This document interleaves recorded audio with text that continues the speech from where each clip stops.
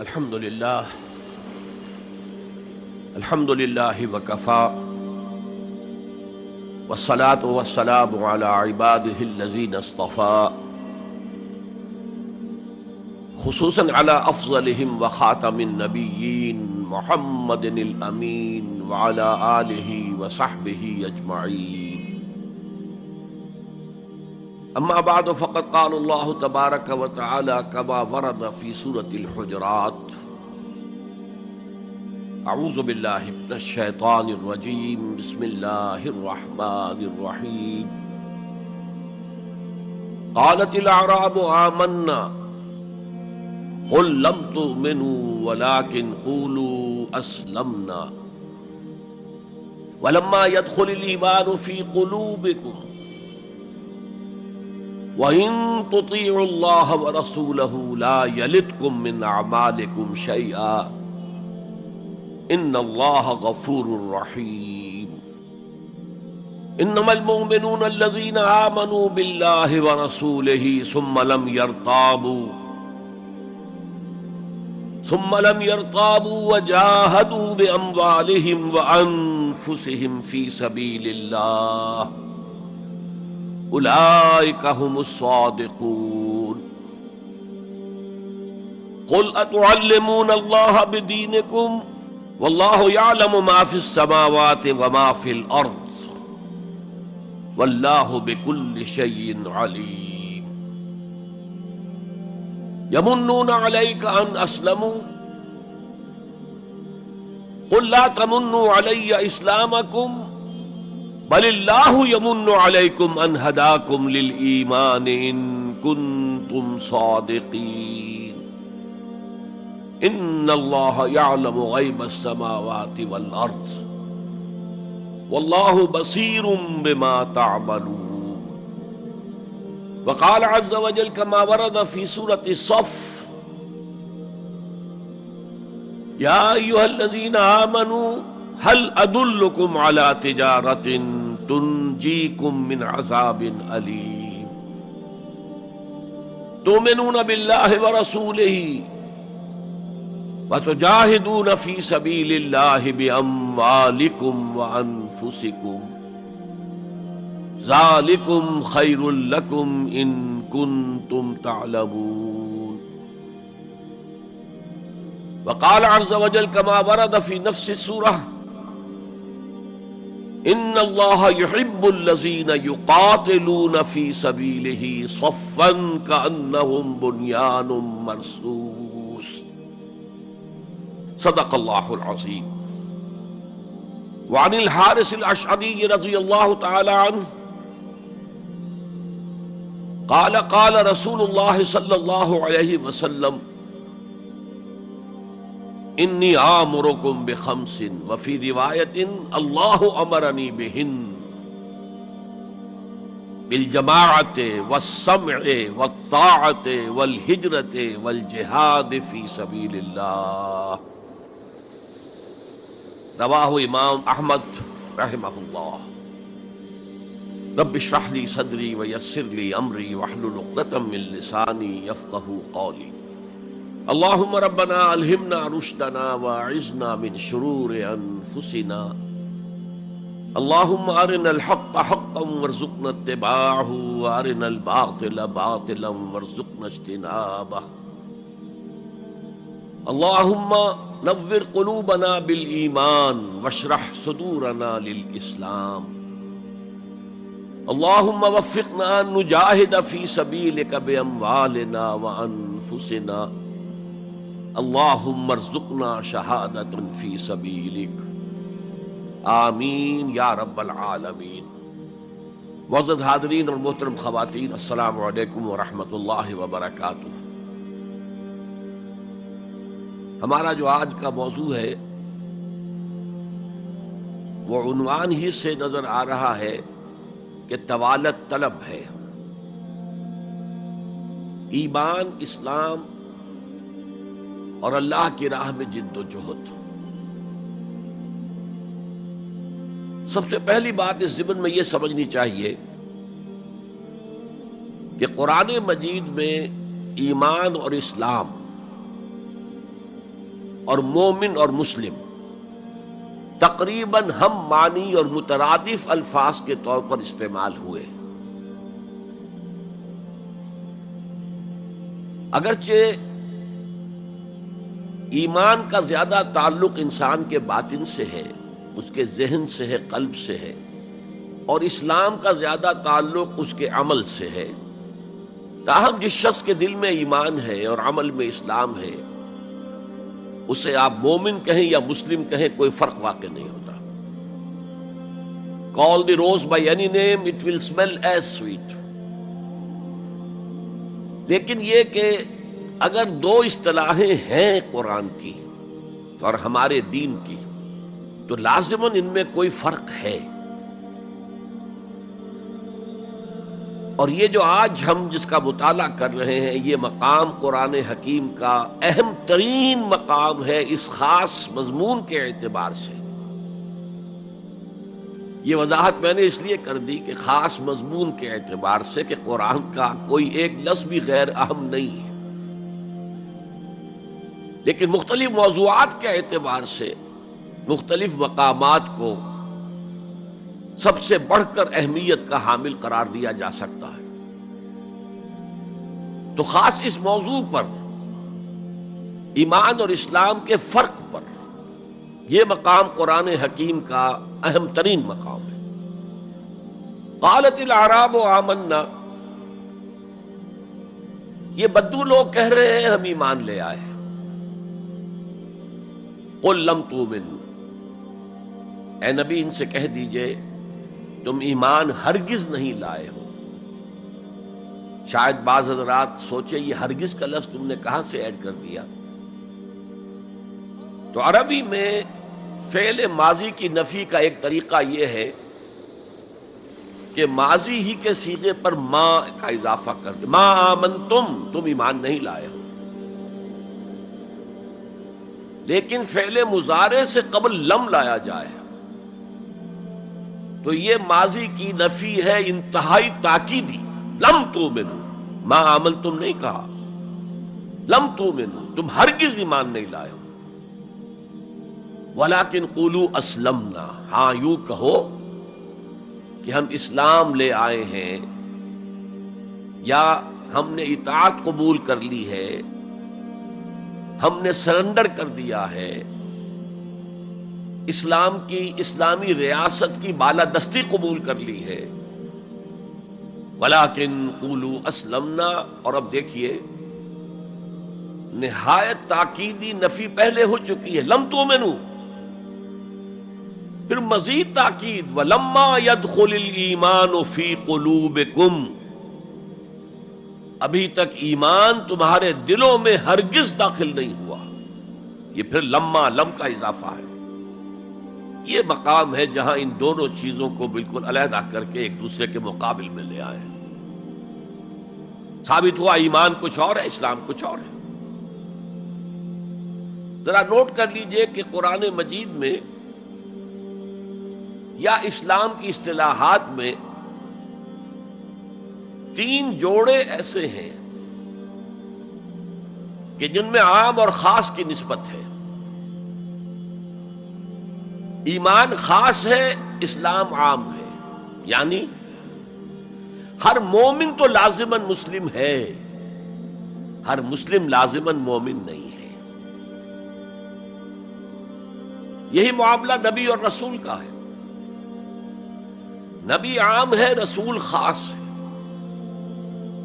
ہر رسول تو لازماً نبی ہے، لیکن ہر نبی لازماً رسول نہیں ہے۔ یہی معاملہ جہاد اور قتال کا ہے۔ قتال تو لازماً جہاد ہے، لیکن جہاد لازماً قتال نہیں ہے۔ ان اصطلاحات کے بارے میں بہت خوبصورت بات کہی ہے مفسرین نے، اذا التقیا خالفا واذا خالفا اجتمعا۔ جب یہ اصطلاحات سامنے سامنے آتی ہے، ایک دوسرے کے آمنے سامنے، تو ان کے مفہوم میں اختلاف ہو جاتا ہے۔ لیکن علیحدہ علیحدہ آ رہی ہو، یہاں پر اکیلی اصطلاح ایمان ہے، یہاں پر اکیلی اصطلاح اسلام ہے، تو ان کے معنی تقریباً ایک ہو جاتے ہیں۔ اور دوسرے یہ کہ یہ اصطلاحات جو ہے جوڑے، یہ ایک دوسرے کی جگہ پر استعمال ہو جاتے ہیں۔ تو ایمان کی جگہ اسلام، اسلام کی جگہ ایمان، یہ استعمال کیے جا سکتے ہیں۔ اور جیسا کہ میں نے شروع میں کہا، یہ دونوں تقریباً قرآن کے عام اسلوب کے اعتبار سے مترادف رحمانی الفاظ ہیں، لیکن یہاں انہیں بالکل علیحدہ کر دیا گیا ہے۔ قالت الاعراب آمنا قل لم تؤمنوا ولكن قولوا اسلمنا ولما يدخل الايمان في قلوبكم۔ اب ذرا پس منظر سمجھیے کہ یہ کون لوگ تھے جن سے یہ کہا جا رہا ہے۔ دیکھیے، آپ کو معلوم ہے کہ ابتدا میں جب کہ حضور ابھی مکہ میں تشریف فرما تھے، تو جس شخص کے دل میں ایمان یقین کے درجے میں آ جاتا تھا، صرف وہی کہتا تھا اشہد ان لا الہ الا اللہ واشہد ان محمد رسول اللہ۔ گویا کہ ایمان پہلے آتا تھا، اسلام بعد میں آتا تھا، اس لیے کہ انہیں معلوم تھا کہ اسلام کے اعلان کا مطلب کیا ہوگا۔ گویا کہ اپنے معاشرے کو میں چیلنج کر رہا ہوں، اپنے خاندان سے ہی نہیں، اہل و عیال سے بھی کٹ جانے کے لیے تیار ہوں۔ جو شخص اس حد تک یقین کا حامل ہو جاتا تھا، وہ پھر اسلام کا اعلان کرتا تھا۔ لیکن رفتہ رفتہ صورت بدلی، خاص طور پر ہجرت کے فوراً بعد۔ آپ کو معلوم ہے کہ وہاں اللہ تعالیٰ نے ایسے حالات اور اسباب پیدا کر دیے کہ جو دو قبیلے وہاں پر اصل عرب قبیلے آباد تھے، اوس اور خزرج، ان دونوں کے تمام اکابر ایمان لے آئے۔ اور قبائلی زندگی کا معاملہ آپ کو معلوم ہے کہ اگر سرداروں نے ایمان قبول کر لیا تو پھر دونوں قبیلوں نے ایمان قبول کر لیا۔ لیکن یہاں کیفیت اب وہ نہیں تھی۔ یقیناً بہت سے لوگ ان میں وہ تھے جنہوں نے دل کے ساتھ ایمان قبول کیا تھا، اس کے فیس ویلیو پر تسلیم کیا تھا، لیکن بہت سے لوگ وہ بھی تھے کہ جو یہ دیکھ کر کے پورا قبیلہ اسلام لا رہا، چلو ہم بھی شامل ہو جائیں۔ یہ صورت تبدیل ہونی شروع ہو گئی، یعنی ان کے حد تک اسلام پہلے آ گیا، پھر رفتہ رفتہ حضور کی معیت میں رہے، حضور کی صحبت حاصل رہی اور اس سے استفادہ کیا، تو ایمان بھی پیدا ہوتا چلا گیا۔ اب یہاں اسلام پہلے آیا، ایمان بعد میں آیا۔ یہی کیفیت ہماری ہے آج۔ ہم مسلمان تو پیدائشی طور پر ہیں، مسلمان والدین کے گھر میں پیدا ہوئے، الا یہ کہ کوئی اور کسی دوسرے مذہب سے تعلق رکھنے والا ایمان قبول کرتا ہے، اسلام قبول کرتا ہے، تو اسے بھی اپنے خاندان سے کٹنا پڑتا ہے، اسے اسی طرح کے حالات سے، چاہے وہ مار پیٹ اور وہ پرسیکیوشن اور وہ تشدد اور وہ ٹارچر نہ ہو جو ہو رہا تھا مکہ مکرمہ میں، لیکن بہرحال کافی کچھ قیمت انسان کو ادا کرنی پڑتی ہے اپنے اسلام کے قبول کرنے کی۔ لیکن ہماری 99,999 فی لاکھ جو اکثریت ہے، وہ تو انہی پر مشتمل ہے جو آباء و اجداد کی وجہ سے due to accident of birth مسلمان ہیں۔ تو اسلام تو پیدائشی طور پر مل گیا، پیدا ہوتے ہی داہنے کان میں اذان پڑھی گئی، بائیں میں اقامت کہی گئی۔ بڑا عجیب سا نکتہ ہے، ایک صاحب نے جب بیان کیا تو میں واقعی چونک گیا۔ انسان کی پیدائش کے وقت اذان دی گئی اور اقامت کہی گئی، نماز کوئی نہیں، اور اس کے انتقال کے وقت نماز پڑھی گئی بغیر کسی اذان کے، بغیر کسی اقامت کے۔ گویا کہ اس نماز کی اذان اور اقامت پیدائش کے وقت ہے، جو نماز جنازہ کی شکل میں اس کی موت کے وقت پڑھی جا رہی ہے۔ اور یوں کہا جا سکتا ہے کہ ہماری یہ دنیاوی زندگی بس اتنے ہی وقفے کا نام ہے جتنی کہ اذان اور اقامت اور نماز کے درمیان ہوتی ہے۔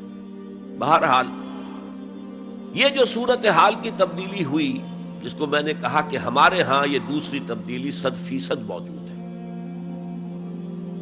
یہ تبدیلی اپنے کلائمیکس کو پہنچ گئی جب حضور کو اللہ تعالیٰ نے اتنی کامیابی عطا کی کہ مکہ بھی فتح ہو گیا، تو اگرچہ عرب میں کوئی فارمل گورنمنٹ نہیں تھی، کوئی حکومت فارمل وہاں قائم نہیں تھی، لیکن قریش کا مقام پورے عرب میں ایسے ہی تھا جیسے کہ کسی ملک کا صدر مقام ہوتا ہے۔ مذہبی مرکز وہی تھا، خانہ کعبہ وہاں تھا، تمام قبیلوں کے بت وہاں رکھے ہوئے تھے، قریش اس کے متولی تھے، لہذا قریش کو امتیازی حیثیت حاصل ہو گئی، اور اس کا سب سے بڑا معاشی فائدہ جو انہیں ہوا تھا وہ یہ تھا کہ جبکہ دوسرے کسی قبیلے کا کوئی تجارتی قافلہ بچ کر نہیں جا سکتا تھا، اس پہ لوٹ مار، وہاں قریش کے قافلے کو کوئی ہاتھ نہیں لگاتا تھا، اس لیے کہ ہمارے تو خدا ان کے ہاسٹیجز ہیں، ہمارے بت جو ہیں رکھے ہوئے ہیں ان کے پاس خانہ کعبہ کے اندر، اگر ہم ان کے قافلے پر کوئی حملہ کریں گے تو وہ ہمارے بتوں کی گردن توڑ کر یا ایسے اٹھا کر باہر پھینک دیں گے۔ تو بہت بڑا سیاسی اور بہت بڑا معاشی فائدہ قریش کو تھا اس خانہ کعبہ کی وجہ سے، اور اس پر ایک پوری سورت ہے قرآن مجید کی، لإلاف قریش ایلافہم رحلۃ الشتاء والصیف فلیعبدوا رب ھذا البیت الذی اطعمہم من جوع وآمنہم من خوف۔ اس گھر کی وجہ سے ان کو معاشی فوائد حاصل ہے اور امن حاصل ہے۔ بہرحال جب مکہ فتح ہو گیا حضور کے دست مبارک پر صلی اللہ علیہ وسلم، تو اب پورے عرب کے اطراف و اکناف میں یہ بات طے ہو گئی کہ اب جدید اصطلاح میں ہم کہیں گے it's no use continuing resistance,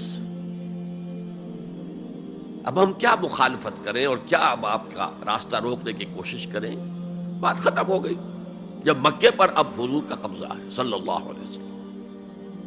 تو اب قبیلوں نے اپنے وفد بھیجنے شروع کیے، فلاں وفد آ رہا ہے ایمان کا اعلان کر رہا ہے، پورا قبیلہ ایمان لے آیا ہے، فلاں قبیلے کا وفد آ رہا ہے ایمان کا اظہار کر رہے ہیں، مسلمان ہو گئے ہیں، پورا عرب مسلمان ہو گئے۔ اب یہ لوگ جو ایمان لا رہے تھے، اور ایمان لانے کا مطلب کیا ہے؟ صرف یہ کہہ دینا اشہد ان لا الہ الا اللہ واشہد ان محمد رسول اللہ صلی اللہ علیہ وسلم، ان کی اندرونی کیفیات تین میں سے کوئی سی ایک ہو سکتی تھی، یا تو واقعی ان میں سے بھی کچھ لوگ ایسے تھے جو واقعتاً صدق دل سے ایمان لائے، ایسا بھی ہو سکتا ہے کہ وہ پہلے ہی سے ایمان لا چکے ہوں لیکن اپنے قبیلے کی عصبیت کی وجہ سے، اور یہ کہ پھر قبیلے کو چھوڑ کر کہیں جانا پڑے گا، وہ اظہار نہ کر رہے ہوں، اب اس کے اظہار کے اندر کوئی معنی نہیں رہا، کوئی رکاوٹ نہیں رہی، کوئی رسک نہیں رہا، یہ بھی ہو سکتا ہے۔ تو ایک ممکن کیفیت تو یہ تھی کہ وہ ایمان لائے ہو حقیقتاً صدق قلب سے، اور ایک ممکن صورت یہ تھی، اور یہ ہر انقلابی عمل میں ہوتا ہے، کہ مخالف انقلاب قوتیں جب یہ سمجھتی ہیں کہ اب ہمارا بس نہیں چلے گا، اب ہم انقلاب کا راستہ نہیں روک سکتے، تو بظاہر سرنڈر کر دیتے ہیں، لیکن دلوں میں ایک ارادہ ہوتا ہے دیکھیں گے کوئی موقع ملا، وہ حالات بدلے تو پھر ان سے نبٹ لیں گے۔ اگر کسی نے اس نیت سے اسلام کا اظہار کیا تو وہ گویا کہ منافق تھا، لیکن بہت سے لوگوں کی کیفیت ہو سکتی ہے نظری اعتبار سے کہ نہ مثبت طور پر ایمان ہے نہ منفی طور پر نفاق ہے، کوئی دھوکہ دینے کا ارادہ بھی نہیں ہے، کوئی صرف ٹائم گین کرنے کے لیے اسلام کا اظہار نہیں کیا ہے، تو گویا کہ یہ پازیٹو ویلیو ایمان کی +1 +2 +3 +4 ایمان کے درجے ہیں، ایک عام آدمی کا ایمان ہے، ایک ابو بکر صدیق کا ایمان ہے، زمین و آسمان کا فرق ہے۔ خود صحابہ میں یہ درجہ بندی تھی، اور ہم تو اپنے ایمان سے کیا نسبت اور کیا تناسب قائم کریں گے صحابہ کے ایمان کے ساتھ، بالخصوص ابو بکر صدیق جیسے صدیق اکبر کے ایمان کے ساتھ رضی اللہ تعالی عنہ۔ اسی طرح -1 -2 -3 -4 یہ منافقت کے درجے ہیں. کس درجے کا نفاق ہے، کس درجے میں ڈٹرمینیشن ہے کہ we have only to buy time, اب اس کے سوا چارہ نہیں ہے، اب ہم ریزسٹ نہیں کر سکتے. It's no use continuing resistance. سر جھکا لو and wait for some occasion, opportunity, کہ پھر کھڑے ہو اور اس انقلاب کو انڈو کر دیں، ختم کر دیں. کاؤنٹر ریولوشنری موومنٹ جیسے کہ بالفعل ہوئی. جھوٹے نبی کھڑے ہو گئے اور ایک مرحلہ تو ایسا آیا کہ معلوم ہوتا تھا کہ پورا عرب مرتد ہو گیا. جیسے وہ شکل تھی اذا جاء نصر اللہ والفتح ورأیت الناس يدخلون فی دین اللہ افواجا، اس کے بالکل برعکس پوزیشن ہو گئی یخرجون من دین اللہ افواجا. اسلام جو ہے وہ صرف چند شہر جو ہیں حجاز کے ان تک محدود رہ گیا. ابن تیمیہ رحمۃ اللہ علیہ نے ایک عنوان قائم کیا ہے، اثبات الاسلام بغیر الایمان. اسلام کا اثبات، تسلیم کر لینا اسلام کو بغیر ایمان کے. اس آیت کے حوالے سے قالت الاعراب آمنا قل لم تؤمنوا ولكن قولوا اسلمنا ولما يدخل الايمان في قلوبكم. اب اگلا ٹکڑا اس آیت کا یہ ثابت کر رہا ہے کہ وہ منافق نہیں تھے. وَإِن تُطِيعُوا اللَّهَ وَرَسُولَهُ لَا يَلِدْكُم مِّنْ أَعْمَالِكُمْ شَيْئًا. اگر تم اللہ اور اس کے رسول کی اطاعت کرتے رہو، اس لیے کہ اسلام کے معنی یہ تو ہے، یہ تو لازماً کرنا ہوگا. وہ دور جو ہے آج کی طرح تو نہیں تھا کہ نماز نہ پڑھو تب بھی مسلمان، پڑھو تب بھی مسلمان، کروڑ پتی ہونے کے باوجود حج نہ کرو تب بھی مسلمان. تو یہ بات تو نہیں تھی اس وقت. تو یہ کہ اطاعت تو کرنی پڑتی تھی، اس لیے کہ اطاعت تو ظاہر ہو جاتی ہے، کوئی کر رہا ہے کون نہیں کر رہا ہے. ایک چھوٹی سی بستی مدینے کی، ان میں کون نماز پڑھ رہا ہے کون نہیں پڑھ رہا صاف واضح ہوتا تھا. لہذا منافقین کو بھی آ کر نماز پڑھنی پڑتی تھی، بلکہ جو رئیس المنافقین تھا وہ ہمیشہ پہلی صف میں ہوتا تھا. اور جب حضور صلی اللہ علیہ وسلم خطبہ دینے کے لیے کھڑے ہوتے تھے تو پہلے وہ کھڑا ہوتا تھا اور کہتا لوگوں دیکھو ان کی بات توجہ سے سنو، یہ اللہ کے رسول ہے. وہ اپنی اہمیت جتانے کی خاطر، اس لیے کہ یہ جو اوس اور خزرج کے دو قبیلے تھے، ان میں اوس کا قبیلہ چھوٹا تھا، خزرج کا بڑا تھا، اور اس کا سردار یہ تھا سب سے بڑا. اور اس کے لیے طے ہو چکا تھا، مدینے والے اس ضرورت کو محسوس کر رہے تھے کہ یہاں 5 قبیلے آباد ہیں، اور 2 تو قدیم عرب کے ہیں جو یمن سے آ کر آباد ہوئے، اوس اور خزرج، اور 3 عرب سے باہر سے آئے ہوئے ہیں یہودی قبائل، بنو قینقاع، بنو نذیر یا نزیر اور بنو قریظہ. اب 5 قبیلوں کا ایک شہر ہے، ہر قبیلے کا نظام تو اپنی جگہ مستحکم ہے، اس کا ایک سردار ہے اور اس کی بات قبیلے والوں کو ماننی ہے. لیکن ان 5 کے درمیان معاملات جو ہیں، کوئی آربیٹریٹر ہونا چاہیے، کوئی ایک ایسا ہونا چاہیے شخص کہ جس کی بات وہ 5 سنیں اور مانے. اس لیے انہیں بادشاہ کی ضرورت محسوس ہوئی کہ کسی کو ہم اپنا بادشاہ بنا لیں. اور قرۂ فال بنام من دیوانہ زدند عبداللہ ابن ابی، اس کے بارے میں طے ہو گیا یہ ہمارا بادشاہ ہوگا. اس کے لیے تاج تیار ہو گیا سونے کا. تاج پوشی باقی تھی کہ حضور تشریف لے آئے بے تاج بادشاہ کی حیثیت سے. اس کے سارے خواب بکھر گئے. لہذا منافق اول بھی وہ اور رئیس المنافقین بھی وہ. ایمان تو وہ بھی لے آیا، اگرچہ لایا ذرا لیٹ غزوہ بدر کے بعد، لیکن یہ ہے کہ وہ ایمان لایا تھا اسی انداز کا کہ ابھی دیکھیں گے، ہوا دیکھو، ہوا کا رخ دیکھو، تیل دیکھو، تیل کی دھار دیکھو، کوئی حالت ایسی ہو جائے کہ پھر یہ معاملہ تلپٹ کر دیا جائے. تو یہاں کہا جا رہا ہے وَإِن تُطِيعُوا اللَّهَ وَرَسُولَهُ لَا يَلِدْكُم مِّنْ أَعْمَالِكُمْ شَيْئًا، جبکہ منافق کا کوئی عمل بھی قبول نہیں.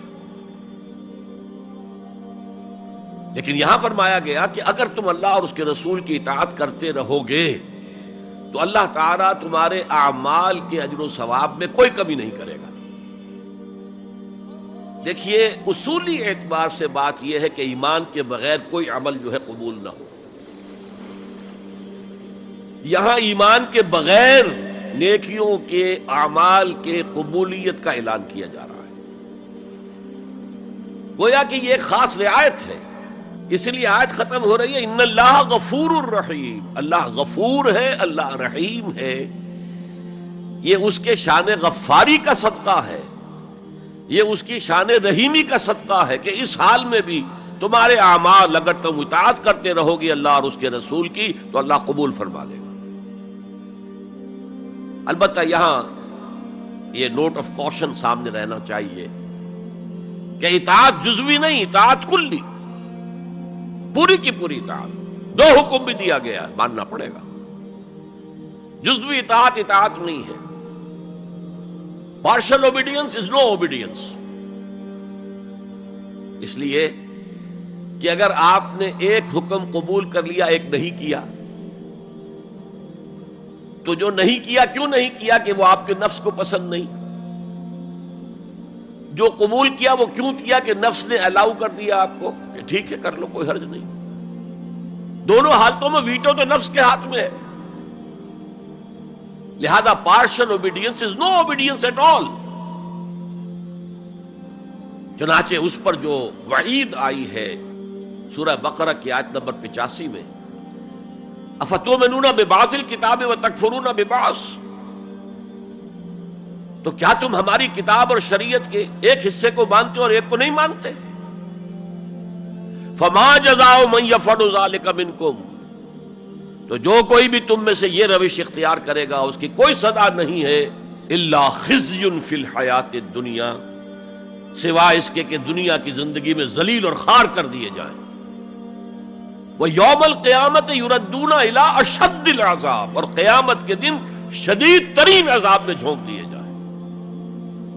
وَاللَّهُ بِغَافِلٍ عَمَّا تَعْمَلُونَ، اور جو کچھ تم کر رہے ہو اللہ اس سے غافل نہیں ہے. تم اپنی ظاہری ٹیپ ٹاپ سے، اپنے داڑھیوں کے طول سے اللہ کو دھوکہ نہیں دے سکتے، اپنے عمروں اور حجوں کی تعداد سے اللہ کو دھوکہ نہیں دے سکتے. He sees you through and through. تمہارے باطن کو دیکھتا ہے، تمہارے دل کو دیکھتا ہے. اسے معلوم ہے کہ تم نے حج تو کیا، حرام کی کمائی سے کیا ہے.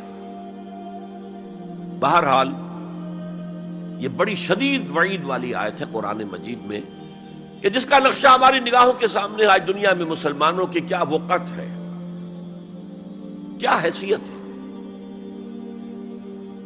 1.25 ارب سے لے کر 1.5 ارب تک کی تعداد ہے جو آنکی جاتی ہے مسلمانوں کی دنیا میں. گویا کہ ہر چوتھا یا ہر 5واں انسان مسلمان ہے. کتنا بڑا رقبہ ان کے قدموں تلے ہے. ہر طرح کے وسائل اللہ نے مہیا کیے ہیں، معدنیات، نباتات، پھر جو آج کی سب سے بڑی دولت تیل، اس کے سب سے بڑے ذخیرے مسلمانوں کے قدموں تلے ہیں. اس سب کے باوجود عزت نام کی کوئی شے نہیں. بین الاقوامی معاملات میں کوئی ہم سے رائے لیتا ہی نہیں. کسٹمی پرسد کے بھیا کیستی تم ہو کون، تمہاری رائے کیا؟ G7 بیٹھیں گے، G9 بیٹھیں گے، G13 ہوں گے، G15 ہوں گے، وہ بیٹھ کر طے کریں گے. کوئی مسلمان ملک نہ G7 میں نہ G15 میں، جسے ہم محاورے میں کہتے ہیں نہ 3 میں نہ 13 میں. یہ ہے ہماری عزت آج دنیا میں. اکثر مسلمان ملکوں کی حکومتیں امریکہ کی جیب میں ہیں. یہ ہے ہماری حیثیت. تو ذلت جو ہے وہ تو آج ہم پر ہے مسلط. فما جزاء من يفعل ذلك منكم الا خزي في الحياة الدنيا ويوم القيامة. اب یہ قیامت کے دن کی بات جو اللہ فرما رہے ہیں، دعا ہی کی جا سکتی ہے کہ اللہ تعالیٰ اس سے بچا لے، کرم فرمائے، اپنی شان غفاری اور شان رحیمی سے ہمیں اس روز کی ذلت سے اور شدید ترین عذاب میں جھونک دیے جانے کی جو یہاں پر خبر سنائی جا رہی ہے، وعید سنائی جا رہی ہے، اللہ تعالیٰ اس سے بچا لے.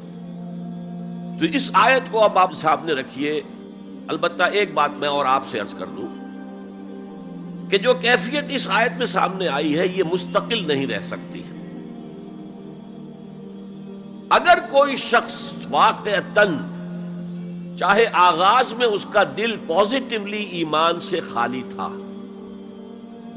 لیکن ساتھ ہی نیگیٹو نفاق سے بھی خالی تھا. کہہ سکتے ہیں زیرو لیول ہے، پلس ویلیوز اور مائنس ویلیوز کے درمیان زیرو آئے گا. تو باطن کے اعتبار سے چاہے وہ زیرو لیول پر تھا، لیکن اگر وہ اطاعت کرتا رہا، نماز پڑھتا رہا، روزہ رکھتا رہا، زکوٰۃ دیتا رہا، حرام چیزوں سے بچتا رہا، فرائض ادا کرتا رہا، تو اس سے لازماً ایمان پیدا ہو جائے گا اس کے دلوں میں. اس لیے کہ یہ دو طرفہ پروسیس ہے، بائی لیٹرل. ایمان سے عمل پیدا ہوتا، عمل سے ایمان پیدا ہوتا. عمل انسان جب کرتا ہے، اللہ کی راہ میں قربانیاں دیتا ہے، زادتہم ایمانا، ان کے ایمان میں اضافہ ہو گیا. اچھا، اب یہ ہے پس منظر ایمان اور اسلام کا فرق. اب اس کے حوالے سے یہ بھی، اس سے پہلے اگرچہ میں اشارے کر چکا ہوں، اسلام کی جو تعریف کی گئی ہے، متفق علیہ روایت ہے حضرت عبداللہ ابن عمر سے رضی اللہ تعالی عنہما، بنی الاسلام علی خمس، اسلام کی عمارت 5 چیزوں پر قائم ہے. شہادت اللہ الہ الا اللہ وان محمد رسول اللہ، وإقام الصلاة وإيتاء الزکاة وصوم رمضان وحج البیت من استطاع الیہ سبیلا. کلمہ شہادت ہے کہ میں گواہی دیتا ہوں اللہ کے سوا کوئی معبود نہیں، اور میں گواہی دیتا ہوں کہ محمد صلی اللہ علیہ وسلم اللہ کے رسول ہے. پھر 4 عبادات ہیں، نماز ہے، روزہ ہے، زکوٰۃ ہے، حج ہے. تو اسلام جو ہے دنیا میں قائم ہے ان 5 بنیادوں پر. اب ان میں خاص طور پر دیکھیے لفظ ایمان کہیں نہیں آیا.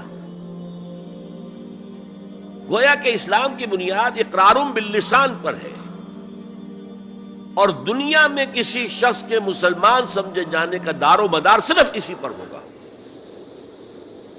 اگرچہ بعض فقہا نے کہا ہے کہ تصدیق بالقلب بھی ہونی چاہیے ساتھ، ٹھیک ہے، لیکن ہم ویریفائی تو نہیں کر سکتے نا. دنیا میں تو معاملہ قانون کا ہے، اور قانون تو ویریفائیبل فیکٹس کے اوپر فیصلہ کرے گا.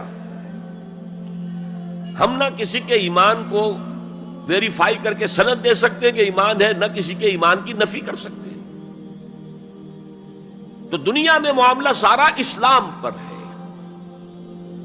ایک مسلمان اسلامی ریاست کا مکمل شہری ہے، ایک مسلمان معاشرے کا مکمل ایک رکن ہے. اسلام ہی پر سارا نظام ہے اس دنیا میں، لیکن آخرت میں سارا دار و مدار ایمان پر ہے. اس لیے کہ اللہ تو معذور نہیں ہے کہ دلوں کے حال کو نہ جانتا ہو. ان اللہ لا ينظر الى صورکم ولا الى اموالکم ولکن ينظر الى قلوبکم واعمالکم. اللہ تعالیٰ نہ تمہاری صورتوں کو دیکھتا ہے، نہ تمہارے مالوں کو دیکھتا ہے، بلکہ وہ تو دیکھتا ہے تمہارے دلوں کو اور تمہارے اعمال کو. امام بخاری رحمت اللہ علیہ کا موقف کہ ایمان میں عمل بھی شامل ہے انٹیگرل پارٹ کی حیثیت سے، یہ حقیقی ایمان کے اعتبار سے 100% درست ہے. دل میں یقین ہوگا تو کیسے عمل اس کے خلاف ہو جائے گا. لیکن لیگل اور کانسٹیٹیوشنل لیول پر، جسے ہم اسلام کہیں گے، عمل علیحدہ ہے، ایمان علیحدہ ہے. اور ایمان حقیقی گھٹتا بھی ہے، بڑھتا بھی ہے. زادتہم ایمانا وما زادہم الا ایمانا وتسلیما، سورہ احزاب میں فرمایا کہ وہ جو 12,000 کا لشکر آ گیا تھا اور ایک شدید صورت پیدا ہو گئی تھی، اور محسوس ہوتا تھا perhaps this is the end، جیسے کہ ایک چراغ جل رہا ہے میدان میں رکھا ہوا اور جھکڑ چل رہا ہے بجھانے کے لیے. تو منافقین کا نفاق ان کی زبانوں پر آ گیا. ما وعدنا اللہ ورسولہ الا غرورا، ہم سے اللہ اور اس کے رسول نے جو وعدے کیے تھے وہ سب جھوٹے ثابت ہوئے. ہم سے کہا گیا تھا کیسر و کسریٰ کے خزانے تمہارے قدموں میں ہوں گے، اور آج کیا ہے، ہم رفع حاجت کے لیے باہر نہیں جا سکتے. تو منافقین کے اندر کا روگ جو تھا وہ ان کی زبانوں پر آ گیا. اور اہل ایمان کا معاملہ کیا ہوا؟ انہوں نے جب دیکھا لما راوا الاحزاب قالوا ھذا ما وعدنا اللہ ورسولہ، انہوں نے کہا یہی تو ہے جس کا ہم سے اللہ اور اس کے رسول نے وعدہ کیا تھا. یہ آیت تو سورہ بقرہ میں نازل ہو چکی تھی. وَلَنَبْلُوَنَّكُمْ بِشَيْءٍ مِّنَ الْخَوْفِ وَالْجُوعِ وَنَقْصٍ مِّنَ الْأَمْوَالِ وَالْأَنفُسِ وَالثَّمَرَاتِ وَبَشِّرِ الصَّابِرِينَ۔ ہم لازماً آزمائیں گے تمہیں، لازماً آزمائیں گے، خوف سے، بھوک سے، فقر و فاقے سے، جان اور مال اور ثمرات کے ضیاع سے اور زیاں سے۔ فصل تیار کھڑی ہے اور عین وقت آ گیا ہے جنگ کا، اور وقت پر فصل کھجور کی اتاری نہ گئی تو تباہ ہو جائے گی، لیکن نہیں، نکلنا ہے۔ یہی معاملہ تھا جو کہ تبوک کے موقع پر ہوا ہے۔ قحط کی کیفیت تھی اور اب فصل تیار تھی، اب ساری امیدیں اس فصل پر تھی، کھجور کی، لیکن ظاہر ہے کہ کھجور کی فصل اتارنا کوئی عام خواتین کا کام تو نہیں ہے، لیکن مردوں سے کہا جا رہا نکلو اللہ کی راہ میں، سب کے سب۔ پہلی مرتبہ لفیر عام تھی، ہر صاحب ایمان نکلے، تو ایک بہت بڑی آزمائش۔ تو جو راسخ الایمان تھے، صادق الایمان تھے، ان کا رد عمل سچویشن ایک ہی ہے۔ منافقین کہہ رہے ہیں ما وعدنا اللہ ورسولہ الا غرورا، ہمیں تو اللہ اور اس کے رسول نے سبز باغ دکھا کر مروا دیا، اور اہل ایمان کہہ رہے ھذا ما وعدنا اللہ ورسولہ وصدق اللہ ورسولہ وما زادہم الا ایمانا وتسلیما، اور ان میں نہیں کوئی شے بڑی مگر ایمان اور تسلیم کے۔ جبکہ وہ جو ایک کانسٹیٹیوشنل ایمان ہے وہ ایک جامد شے ہے، it's a legal status that you get as a Muslim, تو یہ اسٹیٹس نہ گھٹتا ہے نہ بڑھتا ہے۔ یہ نہیں ہو سکتا کہ ایک باپ کے اگر دو بیٹے ہیں اور ایک متقی ہے، زاہد ہے، عابد ہے، تہجد گزار ہے، دوسرا فاسق و فاجر ہے، تو وراثت میں اس تہجد گزار کو زیادہ حصہ ملے اور دوسرے کو جو ہے وہ کم ملے؟ نہیں، ایکول۔ المسلم کفو لکل مسلم، تمام مسلمان آپس میں جہاں تک ان کے لیگل اور پولیٹیکل حقوق کا تعلق ہے برابر۔ تو یہ فرق ہے ایمان اور اسلام میں۔ البتہ یہ میں آپ کو بتا چکا ہوں کہ یہ بھی ہو سکتا ہے کہ اسلام پہلے آئے، ایمان بعد میں آئے۔ ہم میں سے جب بھی اللہ تعالیٰ کسی کو نصیب فرما دے حقیقی ایمان، یقین والا ایمان، جیسے میں نے دعا کی اللہم نور قلوبنا بالایمان، اے اللہ ہمارے دلوں کو منور کر دے، روشن کر دے ایمان کے ساتھ، نور ایمان سے جگمگا اٹھے ہمارا دل، واشرح صدورنا للاسلام، اور ہمارے سینوں کو کھول دے اسلام کے لیے، اسلام کی ہر شے ہمیں حسین نظر آئے۔ حضور صلی اللہ علیہ وسلم کی حیات طیبہ کے آخری ایام میں یہ واقعہ پیش آیا کہ حضور مسجد نبوی میں تشریف فرما ہے، مجمع موجود ہے، اچانک ایک شخص ظاہر ہوتا، شدید و بیاض ثیاب، شدید و سواد شعر، اس کا لباس انتہائی سفید صاف، کوئی اس پر دھبا نہیں، داغ نہیں، میل نہیں، بال انتہائی سیاہ چمکدار، گرد آلود نہیں، ولا یعرفہ احد منا، اور ہم میں سے اسے کوئی پہچانتا بھی نہیں تھا۔ کسی بھی ریت سے، خاک سے بالکل آلودہ ہوئے بغیر بال ہیں، تو شاید یہ مدینے کا رہنے والا ہو، تو مدینے والوں میں سے کوئی تو ہوتا کہ جو اس کو جانتا پہچانتا، کوئی نہ کوئی تو گریٹ کرتا اس کو مجمع میں، آؤ آؤ ادھر آ جاؤ، میرے پاس آ جاؤ، کوئی نہیں۔ اور اگر براہ راست باہر سفر سے آ رہا ہے تو کچھ گرد آلود بال ہوتے، کچھ کپڑے میلے کچیلے ہوتے، تو لوگ حیران تھے۔ اور مزید یہ کہ اس نے سیدھا تیر کی طرح مجمع کو چیرتا ہوا حضور کے عین سامنے جا کر بیٹھ گیا۔ اب لوگ حیران ہیں، یہ ہے کون؟ اس کی یہ جرت، یہ جسارت، اور اس طرح دو زانو بیٹھا کہ حضور کے گھٹنوں کے ساتھ اپنے گھٹنے جوڑ دیے اور حضور کی رانوں پر اپنے دونوں ہاتھ رکھ دیے۔ اب سوال کیا، یا محمد اخبرنی عن الاسلام، اے محمد مجھے بتاؤ اسلام کیا ہے؟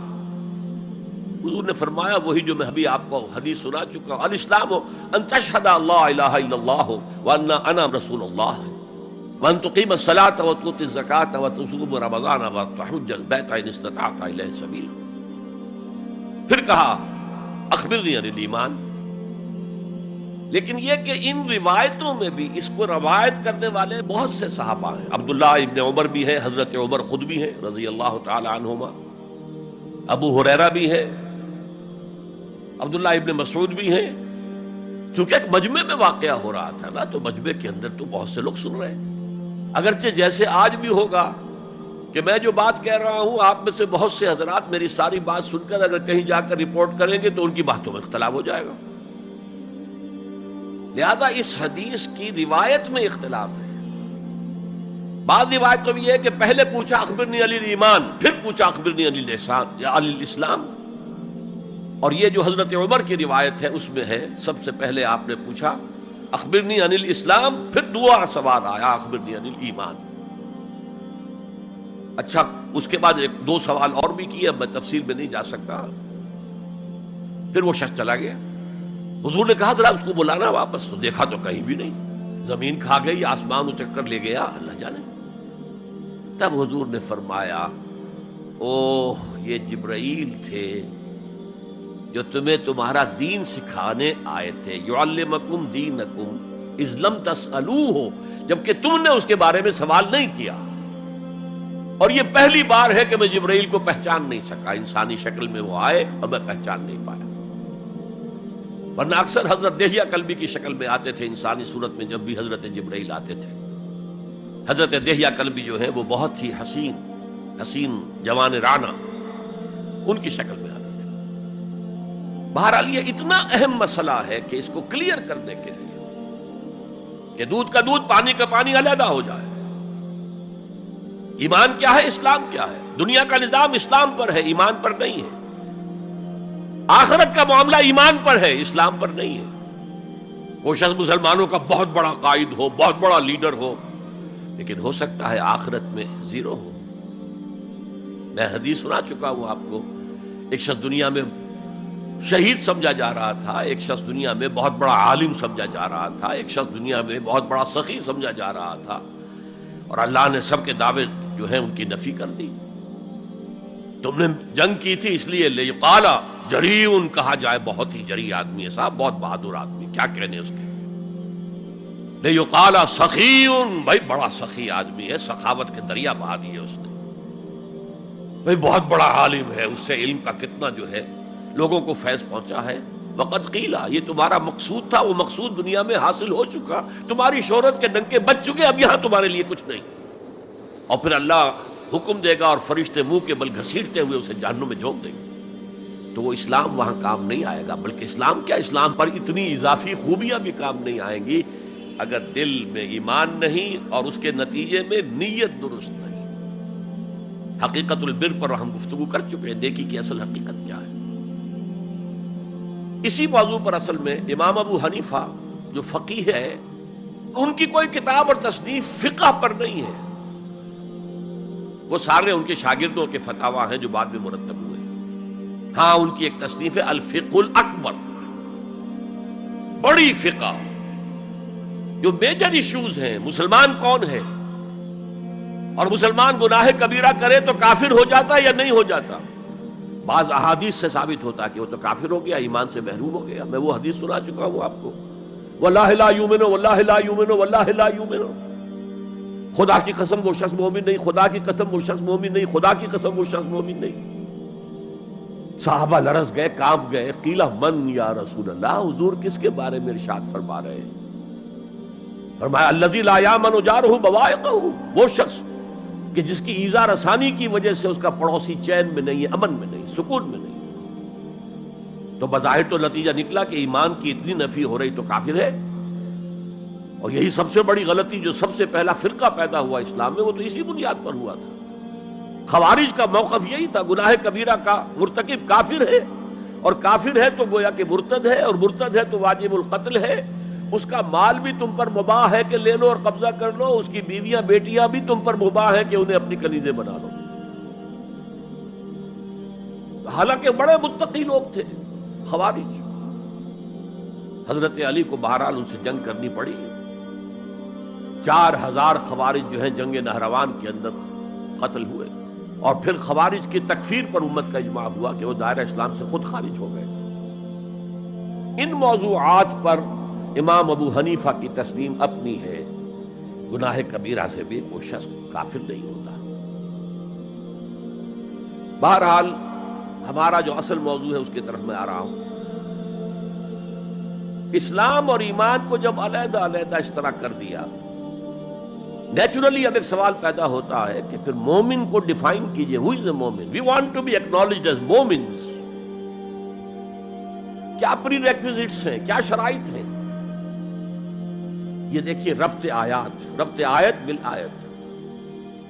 چونکہ آیت نمبر 14 میں اسلام اور ایمان جدا، اور کچھ لوگوں کا اسلام قبول، اطاعت قبول، ایمان کی نفی مطلق.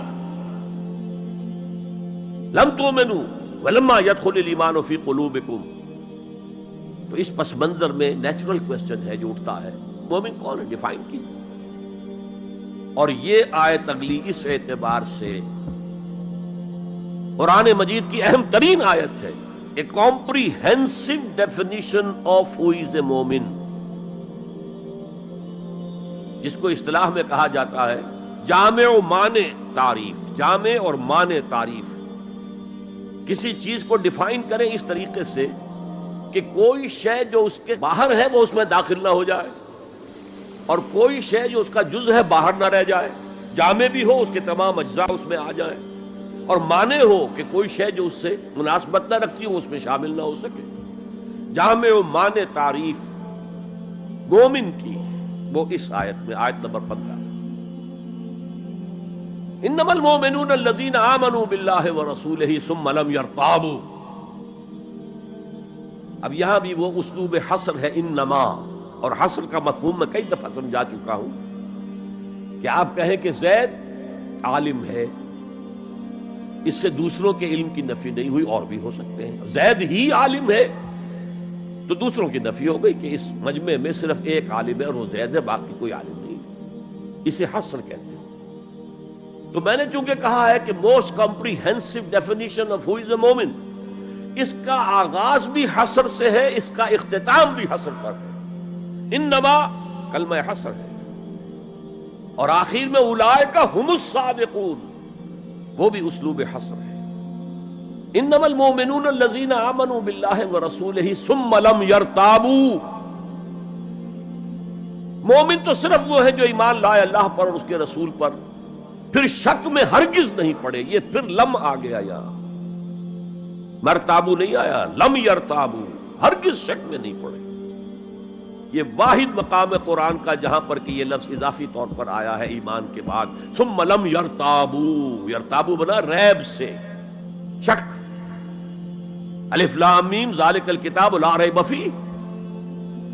ارتابا یرتابو، شک میں پڑ جانا. ثم لم یرتابو، پھر شک میں ہرگز نہیں پڑے. ان کا دل ایمان پر یقین کے ساتھ معمور ہو گیا. چنانچہ پازیٹیو انداز میں یہی شان بیان ہوئی ہے صحابہ کی اکثریت کی اسی سورہ حجرات میں. فرمایا گیا صحابہ کرام سے وَلَٰكِنَّ اللَّهَ حَبَّبَ إِلَيْكُمُ الْإِيمَانَ وَزَيَّنَهُ فِي قُلُوبِكُمْ. اللہ نے تو تمہارے نزدیک ایمان کو محبوب بنا دیا ہے اور تمہارے دلوں میں کھبا دیا ہے، مزین کر دیا تمہارے دلوں کو ایمان سے، منور کر دیا تمہارے دلوں کو ایمان سے. تو یہاں فرمایا انما المؤمنون الذین آمنوا باللہ ورسولہ ثم لم یرتابوا، اضافی شرط. وجاہدوا باموالہم وانفسہم فی سبیل اللہ، اور جہاد کیا انہوں نے اپنے مالوں کے ساتھ اور جانوں کے ساتھ اللہ کی راہ میں. یہ دوسری شرط لازم. گویا جہاد کے بغیر کوئی ایمان نہیں. یہ جامع و مانع تعریف ہے.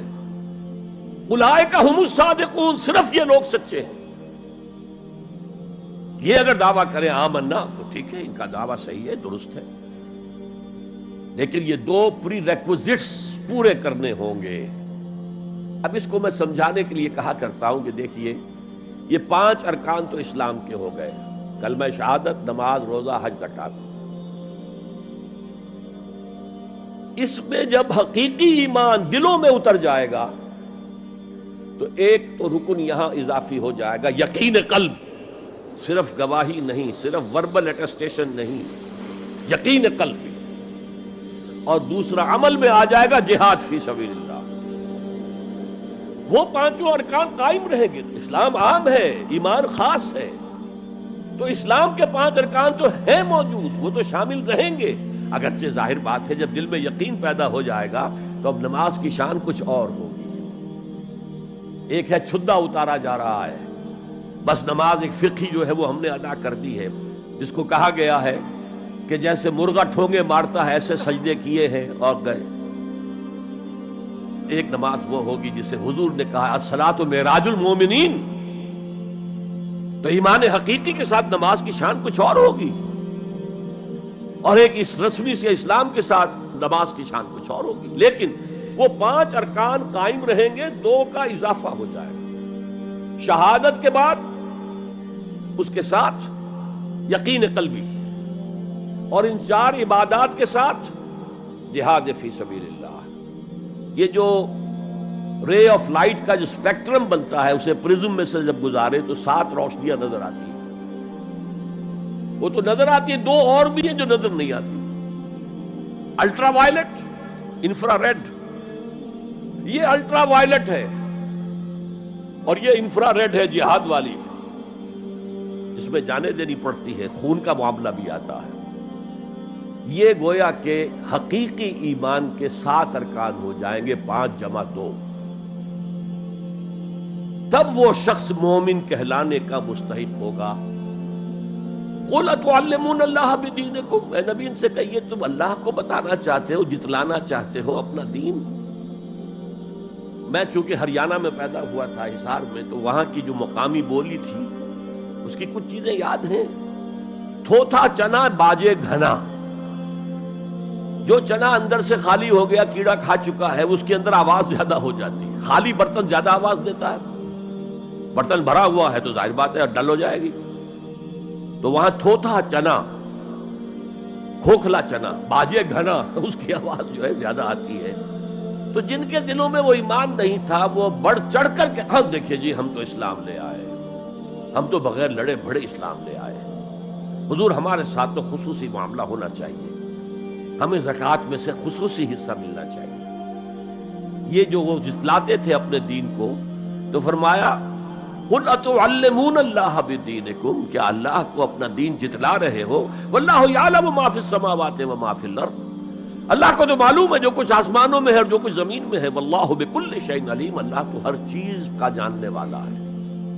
اگر حقیقی ایمان تمہارے دلوں میں تو اللہ کو معلوم ہے، اور جیسا ایمان تم لائے ہو اللہ جانتا ہے اس کو. آیا واقعی صدق دل کے ساتھ ہے یا نفاق کے اور دھوکے کے ساتھ ہے، یا یہ کہ خالی اسلام ہے، 0 لیول ہے. یمنون علیک ان اسلموا. اے نبی یہ آپ پر احسان دھر رہے ہیں کہ ہم اسلام لے آئے. دیکھیے جی ہم نے تو اطاعت قبول کر لی.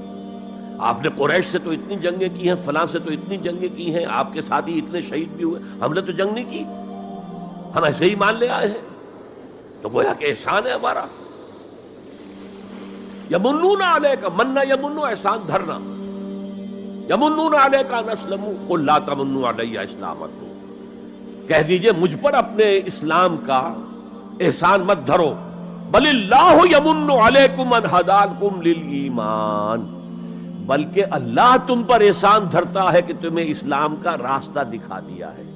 تم اسلام میں آ گئے ہو تو ایمان کا راستہ تمہیں دکھا دیا ہے. اب عمل کرتے رہو گے تو ایمان پیدا ہو جائے گا. یہ جو میں نے عرض کیا تھا کہ یہ کیفیت اثبات الاسلام بغیر الایمان یہ مستقل نہیں ہے، یہ عارضی ہے. جب عمل کریں گے تو ایمان پیدا ہو جائے گا. تو بل اللہ یمن علیکم ان ہداکم للایمان ان کنتم صادقین. بلکہ اللہ کا احسان مانو کہ اس نے تمہیں اسلام کے راستے پر لا کر گویا کہ اس سڑک پر ڈال دیا ہے جو ایمان کی طرف لے جا رہی ہے. اگر تم اسلام کے بارے میں بھی سچے ہو، یعنی وہ لوگ نکل جائیں گے جو دھوکہ دینے کے لیے ایمان لا رہے تھے. ان اللہ یعلم غیب السماوات والارض. یقیناً اللہ جانتا ہے ہر پوشیدہ چیز کو جو آسمانوں کی ہے اور زمین کی ہے. اور یہ غیب کا لفظ ہماری نسبت سے ہے، نوٹ کر لیجئے اسے. اللہ کے لیے کوئی غیب نہیں ہے، سرے سے کوئی غیب. ہر شے اس کے لیے شہود ہے، ہر شے ہر آن اس کی نگاہوں کے سامنے. کوئی شے اس کے لیے غیب نہیں. یہ ریلیٹو ٹرم ہے جو ہمارے لیے غیب ہے. واللہ بصیر بما تعملون، اور جو کچھ تم کر رہے ہو اللہ اسے دیکھ رہا ہے. اچھا، اب پھر پہلی دو آیات کی طرف آ جائیے. اسلام ایمان علیحدہ چیزیں ہیں. ایمان کی تعریف یقین قلبی دل میں، اور جہاد فی سبیل اللہ عمل. گویا کہ ان میں سے کوئی ایک چیز بھی نہیں ہے تو پھر مومن نہیں ہو تم. دل میں یقین نہیں تو مومن نہیں، عمل میں جہاد نہیں تو مومن نہیں. اب اسی کو دوسرے مقام سے جو میں نے آیات پڑھی تھی، سورہ صف کی آیت نمبر 10-11، یا ایھا الذین آمنوا هل ادلکم علی تجارۃ تنجیکم من عذاب علیم. اہل ایمان، کیا میں تمہاری رہنمائی کروں اس تجارت کی جانب جو تمہیں جہنم کے عذاب سے بچا دے، نجات دے دے. سوال یہ انداز، یہ قرآن کا بھی انداز ہے، حضور کا بھی انداز تھا. پہلے سوال کیا جائے تاکہ اذہان سوچنے کی طرف آمادہ ہو جائے، تیار ہو جائیں کہ اب آگے کیا بات آ رہی ہے. حضور بھی سوال کیا کرتے تھے، اتدرون من المفلس، تم جانتے ہو مفلس کسے کہتے ہیں؟ اکثر و بیشتر صحابہ کا جواب ہوتا تھا اللہ ورسولہ عالم، اللہ اور اس کا رسول بہتر جانتے ہیں. پھر حضور دوبارہ پوچھتے تھے تو اپنی اپنی سمجھ کے مطابق جواب دیتے تھے. المفلس عندنا ما لا درہم لہ ولا دینارا. حضور ہم مصرف اسی کو سمجھتے ہیں جس کے پاس نہ درہم ہے نہ دینار ہے. فرمایا نہیں، میری امت کا مفلس وہ ہوگا جو قیامت میں حاضر ہوگا تو نمازوں کی بھی بہت بڑی گٹھری لے کر آئے گا، روزے بھی ہوں گے، عمرے بھی ہوں گے، حج بھی ہوں گے، نیکیوں کی بہت بڑی بڑی گانٹھیں ساتھ ہوں گی، لیکن حقوق العباد میں اس نے کوتاہی کی ہوگی. قد اکل مال ھذا، اس شخص کا مال ہڑپ کر لیا ہوگا غلط طریقے سے، بہنوں کا حصہ وراثت میں کھا لیا ہوگا، کسی پر تہمت لگائی ہوگی، کسی کی غیبت کی ہوگی، اور وہ سارے دعوے دار جمع ہو جائے، اللہ اس شخص نے میرے ساتھ یہ کیا، اللہ اس شخص نے میرے ساتھ یہ کیا، تو اس کی نیکیاں سب دے دی جائیں گی. اچھا بھائی، وہاں کوئی اور کرنسی تو ہے نہیں کہ اتنے ہزار جرمانہ یا اتنا لاکھ جرمانہ. اچھا تم اس کی نمازیں لے جاؤ، تم اس کے روزے لے جاؤ، تم اس کے حج اور عمرے لے جاؤ، خالی ہو گیا. اور دعوے دار اب بھی باقی ہیں، تو ان کے گناہ اب ان کے حساب میں پڑنے شروع ہوں گے، اور وہ ان کے گناہوں کے بوجھ تلے دب کر جہنم میں جھونک دیا جائے. یہ مفلس ہے. یہ انداز تھا، یہ قرآن کا بھی انداز ہے اور یہی حضور کا انداز تھا. یا ایھا الذین آمنوا هل ادلکم علی تجارۃ تنجیکم من عذاب علیم. اے ایمان والو، اے ایمان کے دعوے دارو، یا اے وہ لوگوں جو ایمان قانونی حاصل کر چکے ہو، یا اے وہ مسلمانوں جن کی رسائی ابھی تک حقیقی ایمان تک نہیں ہوئی. یا ایھا الذین آمنوا هل ادلکم علی تجارۃ تنجیکم من عذاب علیم. کیا میں بتاؤں تمہیں وہ تجارت، وہ کاروبار جس کا نفع کیا ہوگا کہ جہنم سے چھٹکارا پا جاؤ. اب یہاں 1 منٹ رک کر توقف کر کے نظم کلام کے اعتبار سے ایک نتیجہ سامنے لے آئیے. اگر وہ تجارت نہیں کرو گے تو جہنم سے نجات کی امید یہ تمہاری وشفل تھنکنگ ہے، تمہاری آرزویں ہیں، تلک امانیہم، یہ ان کی خواہشات ہیں جنہوں نے عقیدوں کی شکل اختیار کر لی ہے. یہ اللہ کا کلام ہے، یہ اس میں کوئی شے جو ہے محض شاعرانہ لفاظی کے لیے یا شاعرانہ مبالغے کے لیے تو نہیں ہے نا. گنجینہ معنی کا طلسم اس کو سمجھیو جو لفظ کے غالب میرے اشعار میں آوے. تو قرآن میں جو لفظ آ رہا ہے وہ ہر لفظ اپنی جگہ پر معنی کا خزانہ ہے. هل ادلکم علی تجارۃ تنجیکم من عذاب علیم. اب جواب سنیے، تؤمنون باللہ ورسولہ، ایمان لاؤ اللہ پر اور اس کے رسول پر جیسا کہ ایمان لانے کا حق ہے. بات وہی ہو گئی نا، وہ پہلا تمہارا قانونی ایمان تھا، اصل ایمان کچھ اور ہے. اسی کو سورہ نساء میں فرمایا یا ایھا الذین آمنوا آمنوا باللہ ورسولہ والکتاب الذی نزل علی رسولہ والکتاب الذی انزل من قبل. اے ایمان کے دعوے دارو، ایمان لاؤ جیسا کہ ایمان لانے کا حق ہے، اللہ پر بھی اور اس کے رسول پر بھی، اور اس کتاب پر بھی جو اپنے رسول پر اس نے نازل فرمائی، اور اس کتاب پر بھی جو پہلے نازل کی تھی. تؤمنون باللہ ورسولہ وتجاہدون فی سبیل اللہ باموالکم وانفسکم، بالکل وہی آیت نمبر 15 بن گئی کہ نہیں سورہ حجرات کی؟ ایمان لاؤ اللہ پر، اس کے رسول پر، یا ایمان رکھو اللہ پر اس کے رسول پر جیسے کہ ایمان کا حق ہے، اور جہاد کرو اللہ کی راہ میں اپنی جانوں اور مالوں کے ساتھ۔ تؤمنون باللہ ورسولہ وتجاہدون فی سبیل اللہ باموالکم وانفسکم ذالکم خیر لکم ان کنتم تعلمون، یہی تمہارے حق میں بہتر ہے اگر تم سمجھو۔ اگرچہ بظاہر تو گھاٹے کا سودا ہے دنیاوی اعتبار سے، اللہ کی راہ میں جہاد کرنا جان کا اندیشہ، قتال کے لیے نکلنا جان کا، جو اگر بچ کے آ گئے تو ایک نئی زندگی سمجھیے، ورنہ انسان میدان جنگ میں جاتا ہے تو جان ہتھیلی پر رکھ کر جاتا ہے۔ مال مانگا جا رہا ہے اللہ کی راہ میں، مال دے کر دنیا میں تو بہرحال دولت کی کمی کا احساس ہوتا ہے نا، اگرچہ تمہیں گھاٹے کا سودا نظر آتا ہے، حقیقت میں یہی نفع کا سودا ہے اگر تمہارے پاس علم حقیقی ہے۔ اب ان دو مقامات سے جو نتیجہ میں نے نکالا، there can be no ایمان without jihad فی سبیل اللہ، there can be no salvation on the day of judgment without jihad فی سبیل اللہ۔ کس قدر اہم ہے جہاد فی سبیل اللہ کو اب سمجھنا، اس کے تقاضوں کو جاننا، اس کی شرائط کا فہم حاصل کرنا۔ اس ضمن میں جو دنیا میں آج غلط فہمیاں پھیلی ہوئی ہیں اور زبردستی پھیلائی بھی جا رہی ہیں جان بوجھ کر، اس کا اصل سبب ہم خود ہیں۔ ہماری بہت بڑی غلطی ہوئی، بہت بڑی غلطی ہوئی، بہت بڑی غلطی ہوئی کہ ہم نے جہاد اور قتال کو ہم مانی قرار دے دیا۔ یہ بھی جوڑا وہی ہے، عام اور خاص، لیکن جہاد اور قتال یہ ہم مانی نہیں ہے، سینونیمس نہیں ہے۔ اسی لیے میں نے سورہ صفی کی آیت نمبر 4 بھی آپ کو سنائی۔ اب یہ اس اعتبار سے جہاد اور قتال فی سبیل اللہ پر قرآن مجید کی جامع ترین صورت ہے، کل 14 آیتیں، اس میں جہاد فی سبیل اللہ کا ذکر بھی ہے، یہ آیت نمبر 11 کے اندر، اور آیت نمبر 4 میں قتال فی سبیل اللہ کا حکم بھی ہے۔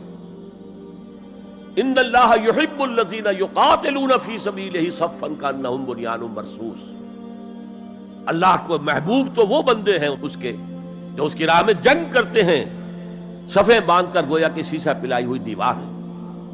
قتال فی سبیل اللہ، جہاد فی سبیل اللہ، دو اصطلاحات ہیں، ان کا مفہوم بالکل ایک تو نہیں ہو سکتا۔ ہمارے ہاں ان دونوں کو مترادف قرار دے دیا، اس کے نتائج کیا نکلے؟ قتال ہر وقت تو ہوتا ہی نہیں،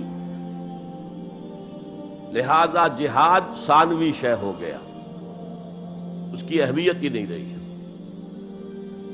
وہ جو بیک برنر کی جگہ ہوتی ہے وہاں رکھ دیا گیا۔ بعض لوگوں نے ایک اور غلطی کی اس کے برعکس، جہاد کی اہمیت کے پیش نظر انہوں نے اسے ارکان اسلام میں داخل کر دیا۔ یہ بہت بڑی جسارت ہے، اس لیے کہ متفقون علیہ حدیث حضرت عبداللہ ابن عمر سے میں سنا چکا ہوں، 5 ارکان اسلام کے، اور حدیث جبرائیل میں اسلام کی ڈیفینیشن وہی 5 چیزیں، چھٹی چیز داخل کرنے کا کسی کو حق نہیں۔ ارکان اسلام میں جہاد فی سبیل اللہ شامل ہے، ارکان ایمان میں شامل ہے۔ There can be no ایمان without جہاد فی سبیل اللہ، and there can be no salvation، نجات کا کوئی امکان نہیں ہے اگر جہاد فی سبیل اللہ نہیں۔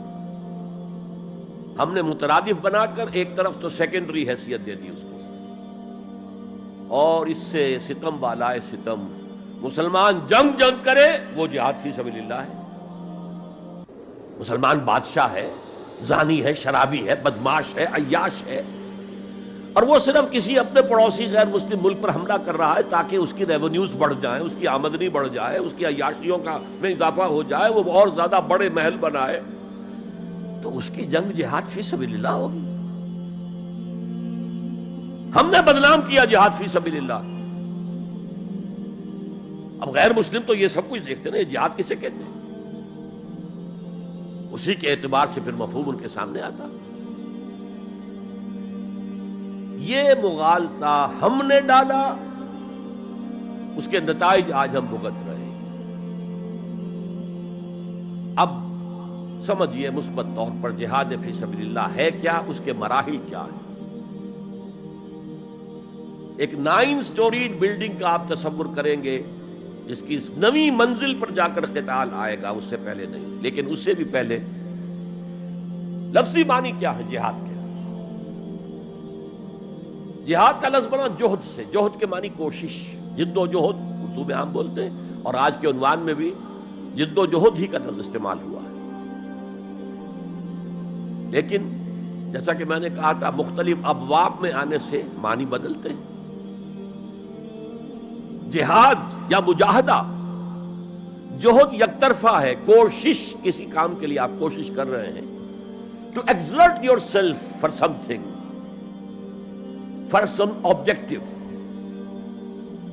لیکن جہاد یا مجاہدہ بنے گا جبکہ دو افراد ایک دوسرے کے مقابلے میں آ کر کوشش کر رہے ہیں، رسا کشی ہو رہی ہے. لہذا کوشش اور کشاکش، اس میں جو فرق ہے، رسا کشی، ایک ٹیم ادھر ہے ایک ادھر ہے، وہ رسے کو ادھر کھینچ رہی ہے وہ ادھر کھینچ رہی ہے، تو یہ دو طرفہ عمل ہے جہاد یا مجاہدہ. اسی طریقے سے قتل اور مقاتلہ یا قتال، کوئی شخص جا رہا تھا آپ نے شوٹ کر دیا، یہ قتل ہے، یک طرفہ عمل ہے. دو فوجیں آمنے سامنے ہیں، یہ ان کو قتل کرنا چاہتے ہیں وہ ان کو قتل کرنا چاہتے ہیں، یہ قتال ہے، یہ جنگ ہے. یا مقاتلہ ہے، دونوں مصدر ہیں یہ، جوہد، کوشش. اچھا انگریزی میں آپ کیا کہیں گے؟ To strive for something, کسی چیز کے لیے کوشش کرنا. اور جہاد کیا ہوگا؟ To struggle against something, وہ اگینسٹ ہوگا، اسٹرگل، محنت. اس فرق کو ذہن میں رکھیے. جوہد کوشش، ٹو اسٹرائیو کوشش کرنا. جہاد کشاکش، کھینچ تان، جہاں جوہد کے مقابلے میں آ جائے، وہ اس کو ناکام کرنے کی کوشش کرے، یہ اس کو ناکام کرنے کی کوشش کرے. ایک ویکنسی ڈکلیئر ہوئی ہے، اب آپ پورا زور لگا رہے ہیں، جو سفارش ہو سکے، جو کچھ ہو سکے کسی طریقے سے مجھے ملے. ایک اور شخص بھی زور لگا رہا ہے، یہ آپ کا جہاد ہو رہا ہے. اور قتل یک طرفہ عمل ہے، قتال جنگ ہے، دو طرفہ. اب دیکھیے یہ جو جہاد ہے یہ اس کائنات کی سب سے بڑی حقیقت ہے. Every living organism on this planet is continuously in jihad. آپ خود کہتے ہیں struggle for existence، مقابلہ نہیں ہوتا اس میں. کاروبار میں مقابلہ ہو رہا ہے، ملازمتوں میں مقابلہ ہو رہا ہے، مقابلوں کے امتحان ہو رہے ہیں. حیوانات، جرثومے، چھوٹے چھوٹے سے struggle for existence. اسے جہاد زندگانی کہیں گے آپ، جہاد زندگی. Every living creature, every living organism is engaged in continuous jihad, struggle for existence. اس کو جہاد زندگانی کا لفظ دیا اقبال نے. یقین محکم عمل پہم محبت فاتح عالم، جہاد زندگانی میں ہے یہ مردوں کی شمشیر. اچھا مسلمان بھی جب یہ کام کرتا ہے، جہد للبقاء، اسٹرگل فار ایگزسٹنس، اگر وہ شریعت کے احکام کے مطابق کر رہا ہے تو یہ عبادت ہے. اگر حرام ذریعے استعمال کر رہا ہے، غلط ذریعے استعمال کر رہا ہے، دھوکہ دے رہا ہے، جھوٹی قسمیں کھا رہا ہے، تو یہ حرام کے درجے میں چلا گیا. اور اگر آپ اپنی اس جہد بقا کو، جہاد وجود کو، جہاد زندگانی کو اسلام کے اصولوں کے مطابق کر رہے ہیں، یہ عبادت ہے. حضور نے فرمایا القاسم و حبیب اللہ، جو شخص محنت کر کے کماتا ہے وہ اللہ کا ساتھی، اللہ کا دوست ہے، حبیب اللہ. اور سب سے بہترین کھانا بتایا وہ ہے رزق جو اپنے ہاتھ کی کمائی سے ہو، محنت، مشقت. بہرحال یہ جہاد کا ایک آغاز ہے. میں نے کہا تھا یہ یونیورسل فینومینن ہے، یونیورسل، اس کائنات کی سب سے بڑی حقیقت یہی ہے. اس سے اوپر اٹھیے، انسانی سطح پر سب سے بڑا جہاد اپنے حقوق کا حصول، the freedom struggle. the struggle for self determination.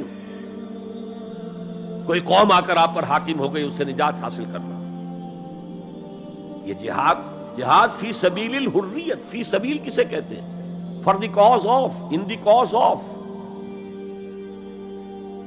جہاد فی سبیل الحریت جائز ہے، سب کریں گے، سب کی آزادی حق ہے، کسی کو غلام بنا کر رکھنے کا کسی کو اختیار نہیں ہے. تو struggle for freedom it's a universal phenomenon. اور مسلمان بھی اگر کرے گا اور اللہ کی حدود کے اندر رہ کر کرے گا تو وہ بھی اللہ کے ہاں وہ اجر و ثواب کا مستحق ہوگا، بلکہ اگر جان دے دے گا شہید شمار ہوگا. اس لیے کہ حضور کی ایک حدیث ہے، من قتل دون مالہ فہو شہید. جو شخص اپنے مال کی حفاظت میں مارا گیا وہ بھی شہید ہے. اب آپ کہیں جا رہے تھے، آپ کے پاس کچھ مال ہے، جیب میں کچھ ہے، کوئی ڈاکو آ گئے آپ کو گھیر لیے. اب آپ کے پاس دو راستے، ایک تو آپ کہیں لو بھائی جو کچھ ہے یہ حاضر ہے، لے لو، میری جان بخشی کرو، اور ایک یہ کہ آپ ڈٹ جائیں. اس ڈٹ جانے میں اگر جان چلی گئی تو آپ شہید ہیں.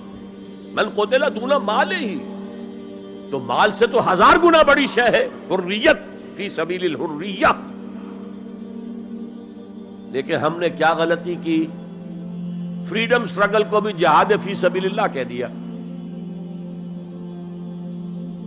بہت بڑی غلطی، جس کا سب سے بڑا مظہر میں آپ کو بتاتا ہوں. یہ mid 50s کی بات ہے. میں اپنے MBA سے فارغ ہو کر منٹگومری میں، جو اب سائیوال کہلاتا جا کر آباد ہو گیا تھا والدین کے پاس، الجزائر میں اس وقت فریڈم سٹرگل چل رہی تھی فرانس کے خلاف. تو اس کے لیے کچھ فنڈز حاصل کرنے کے لیے ایک وفد آیا پاکستان کے دورے پر. ایک تو کرنل صاحب تھے، کرنل عودہ، وہ تو داڑھی مونچھ صاف تھے جیسے ہوتے ہیں عام طور پر فوجی. لیکن ایک بہت بڑے عالم دین علامہ بشیر الابراہیمی الجزائری، بہت مشہور، بہت بڑے عالم، وہ بھی ساتھ تھے. انہوں نے جو تقریر کی عربی میں، جہاد فی سبیل اللہ، جہاد فی سبیل اللہ، واقعہ یہ کہ وجد میں آ گیا پورا مجمع. وہ لوگ تو وجد میں نہیں آ سکے ہوں گے جنہوں نے ترجمہ، جنہوں نے سنا ہے، لیکن میں عربی سے واقف تھا تو میں واقعتاً وجد میں آ گیا. قرآن کا بیان، حدیث کے بیان، جہاد فی سبیل اللہ کی اہمیت، جہاد فی سبیل اللہ کا مقام و مرتبہ.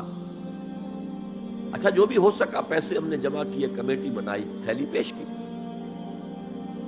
Now prepare for the shock. جب یہ جہاد کامیاب ہوا تو ایک سوشلسٹ ریاست قائم ہو گئی. How come؟ اگر یہ جہاد فی سبیل اللہ تھا تو اسلامی ریاست قائم ہونی چاہیے تھی. اگر درخت آم کا تھا تو اس میں نمولی کیسے لگ گئی؟ معلوم ہوا کہ ہم نے غلطی کی تھی. ہم نے اسے جہاد حریت کی بجائے جہاد فی سبیل اللہ کہہ دیا. بھئی جہاد حریت جائز ہے اور اس کے لیے جان دینا بھی شہادت ہے، لیکن آپ نے اس کو جہاد فی سبیل اللہ کیسے کہہ دیا؟ چنانچہ یہ نوٹ کر لیجئے کہ میں نے جب افغانستان میں روسی فوجیں داخل ہو گئیں تو جو وہاں پر ایک سٹرگل شروع ہوئی ہے، ریزسٹنس شروع ہوئی ہے، میں نے اسے کبھی جہاد فی سبیل اللہ نہیں مانا. جہاد فی سبیل اللہ کا نعرہ لگوا کر امریکہ نے فائدہ اٹھایا، مرے افغان، اور کام بن گیا اس کا آرک رائیول جو ہے وہ ختم ہو گیا. اور نتیجہ پوری دنیا بھگت رہی ہے کہ بائی پولر کی بجائے یونی پولر دنیا ہو گئی. اور وہ جو ایک پول ہے جتنا طاقت کے نشے میں اس وقت چور چور ہے، وہ آپ کو معلوم ہے، مجھے تفصیل میں جانے کی ضرورت نہیں. میں نے کہا تھا جہاد حریت ہے، جائز ہے، to defend your country against an invader, لیکن اسے جہاد فی سبیل اللہ نہ کہیں. اچھا اس سے آگے آئیے، اب ہیومن لیول پر اس سے اوپر کا ایک کی سطح ہے، نظریے اور نظام کے لیے جہاد. ایک نظریہ تھا مارکسزم، اس کی بنا پر نظام جو بنا وہ communism. Who really believed in Marxism and communism, he struggled to establish a communist state. یہ جہاد ہے فی سبیل الاشتراکیہ، اشتراکیت کی راہ میں جہاد کر رہے ہیں. جانیں دے رہے ہیں، مر رہے ہیں، زار کی فوجیں جو ہیں وہ شوٹ کر رہی ہیں کھڑے ہو کر کے قطاروں کے اندر، جانیں دے رہے ہیں۔ اس کے بغیر تو ظاہر بات ہے شہنشاہیت، زار کی شہنشاہیت کہیں جگہ چھوڑ سکتی تھی، کہیں اپنی جڑ چھوڑ سکتی تھی؟ تو یہ جو جہاد ہے یہ ہے ایک نظریے کی بنیاد پر، اس نظریے پر ایک نظام قائم ہوتا ہے، جس نظریے میں وہ بلیو کرتے ہیں کہ یہی حق ہے، یہی انسان کے لیے بہتر ہے، اسی میں عدل ہے، اسی میں انصاف ہے، اس کو قائم کرنے کی جد و جہد کرنا ان پر فرض ہے۔ نہیں کرتے تو آپ کہیں گے ایسے جھوٹ موٹ کو بنا پھرتا ہے کمیونسٹ، اس کی تو ساری دوستیاں، اس کے سارے تعلقات جو ہیں وہ تو کیپٹلسٹ کے ساتھ ہیں، تو ان کے تنخواہیں لیتا۔ آپ کہتے ہیں کہ نہیں کہتے؟ یہ ہے جہاد، اگر وہ نظریہ ایمان ہے اور نظام اسلام ہے، اس کے لیے جو جہاد ہوگا وہ جہاد فی سبیل اللہ ہے۔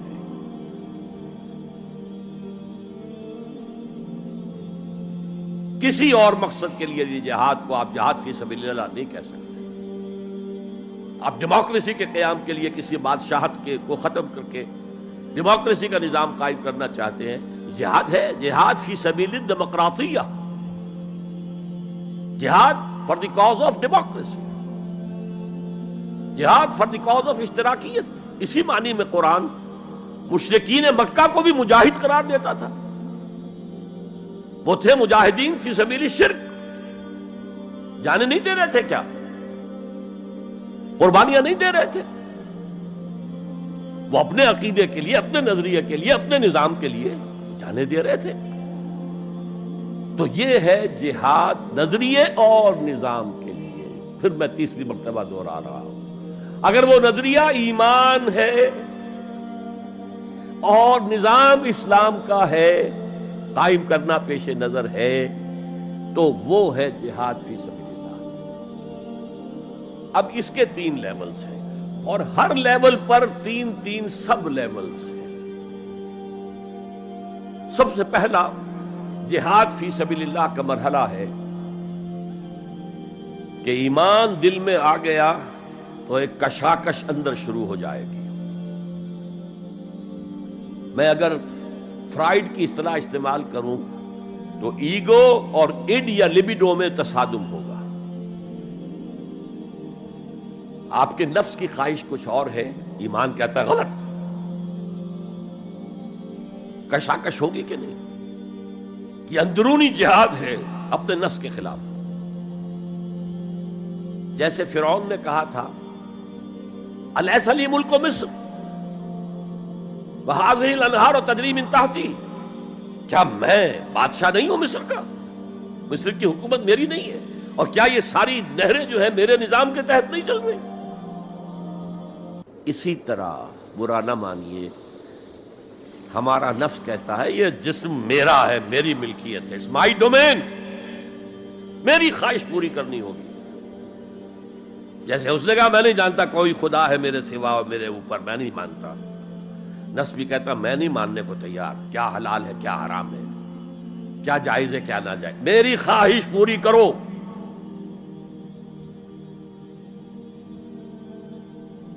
اس کے خلاف جہاد، یہ پہلی منزل کا جہاد ہے۔ اور آپ کو معلوم ہے 3 منزلہ عمارت ہے، تو بلند ترین تو ہے تیسری منزل، اہم ترین ہے پہلی منزل۔ پہلی منزل بنے گی تو دوسری بنے گی، دوسری ہوگی تو تیسری بنے گی نا۔ پہلی منزل یہ ہے اور اہم ترین یہ ہے۔ اسی لیے مولانا روم نے کہا نفس ما ہم کم ترس فرعون نیست، میرا نفس بھی فرعون سے کم نہیں ہے، لیکن ایراعون نیست، اس کے پاس لاؤ لشکر تھا، اس نے زبان سے بھی کہہ دیا تھا انا ربکم الاعلی، میں ہوں خدا۔ میرا نفس بیچارہ اس کے پاس کوئی لاؤ لشکر نہیں، زبان سے تو یہ کچھ نہیں کہتا، اندر یہی کہتا میں بادشاہ ہوں اس وجود کا، میری مرضی پوری۔ تو اسٹرگل اگینسٹ دس بیسر سیلف، ایک سیلف ہے اونچی سیلف، خودی، انا، ایگو، اور ایک ہے یہ بیسر سیلف، حیوانی جبلتیں جو اندھی بہری ہیں، جو حلال اور حرام سے انہیں کوئی غرض نہیں ہے، ان کے خلاف جہاد کرنا۔ آپ نے فرمایا صلی اللہ علیہ وسلم، المجاہد من جاہد نفسہ، اصل مجاہد وہ ہے جو اپنے نفس کے خلاف جہاد کر سکے۔ تمہارے اندر یہ دشمن تو بیٹھا ہوا ہے، تکڑا ہے، تمہیں کنٹرول کر رہا، چلے آؤ باہر کے دشمنوں سے جہاد کرنے کے لیے۔ تم نے ٹانگے کو گھوڑے کے آگے باندھ دیا۔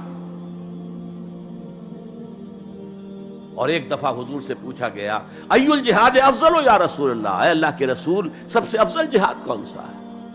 فرمایا ان تجاہد نفسک فی طاعت اللہ، اپنے نفس کے خلاف جہاد کرو، اسے اللہ کا مطیع کرو۔ یہ جو اندر کی کشمکش ہے، کشاکش ہے، یہ جہاد فی سبیل اللہ کا نقطہ آغاز، اللہ کا مطیع بنانا ہے نفس کو۔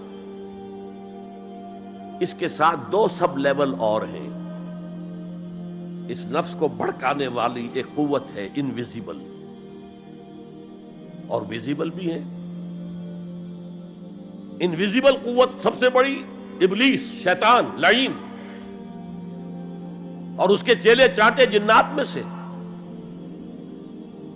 اور ویزیبل میں انسانوں میں جو اس کے ایجنٹ ہیں، جو فحاشی کو کلچر کا نام دے، یہ اس ابلیس کے چیلے ہیں۔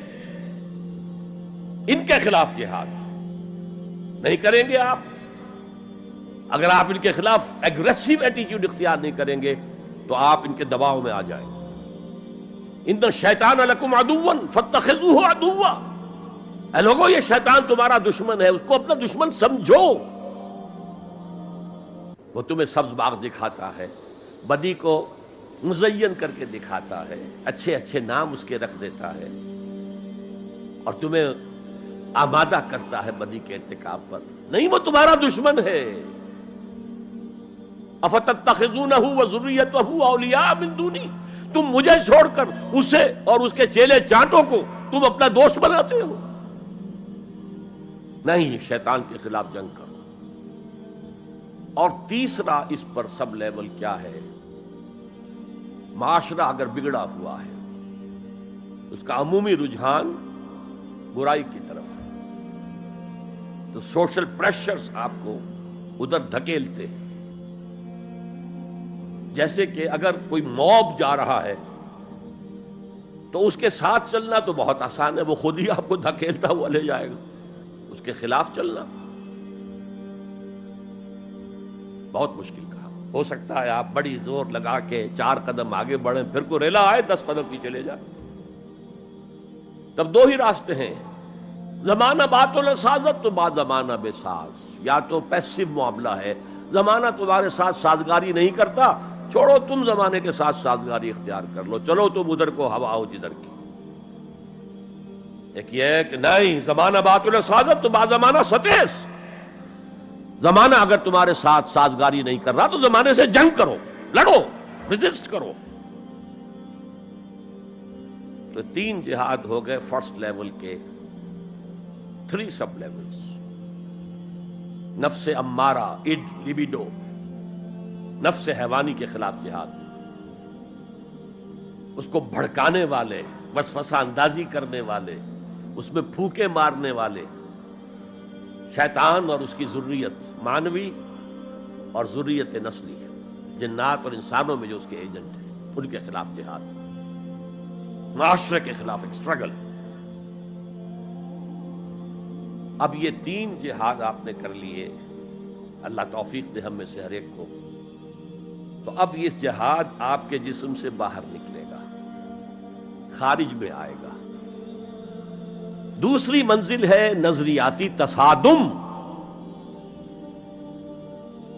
اگر آپ نے ایمان کا نظریہ اختیار کیا ہے تو الحاد کا نظریہ رکھنے والے بھی موجود ہیں۔ آپ نے توحید کے نظریے کو اختیار کیا ہے تو مشرکانہ عقائد رکھنے والے بھی موجود ہیں۔ They are bound to resist۔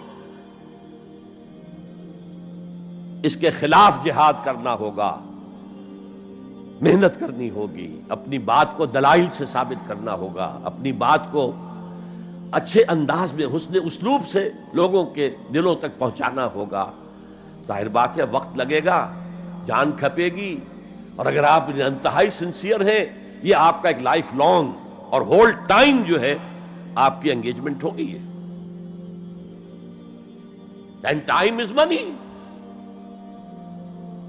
جہاد بالمال، جہاد بالنفس، یہ ہے دعوت و تبلیغ کہہ لیں اسے، اپنے نظریات کو پھیلانا کہہ لیں. آخر مارکسسٹ نے اپنے نظریات کو پھیلایا پہلے پیور فلسفی کی سطح پر، ٹاپ انٹلیکچوئلز کو دنیا کے انہیں پوزیس کیا. اس کے بعد ادب کے ذریعے سے، ڈراموں کے ذریعے سے، شاعری کے ذریعے سے، افسانوں کے ذریعے سے وہ فکر جو تھا، طبقاتی شعور، کلاس کانشسنس کا شعور پیدا کیا. اور ہوتے ہوتے یہاں تک کہ ریڑی والے کے زبان پر بھی لفظ آ گیا استحصال. اتنا ثقیل عربی لفظ، استحصال کر رہے ہیں. یہ سارا کام یوں ہی تو نہیں ہو گیا.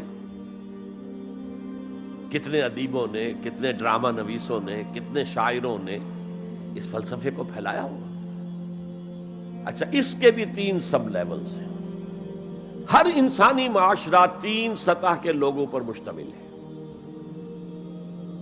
ایک انٹلیکچوئل مائنورٹی ہوتی ہے، انٹیلیجنسیا ہوتا ہے، یا جسے ایک اور اصطلاح میں کہتے ہیں brain trust of the society. They control direction and destination of the society.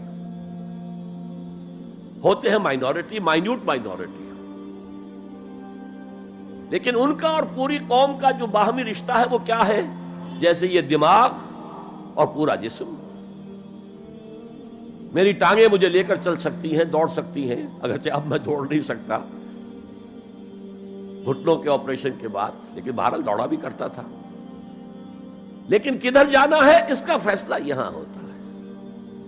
یہ صلاحیت ٹانگوں میں نہیں ہے. ہاں، یہاں سے فیصلہ ہو، دوڑو، دوڑیں گے.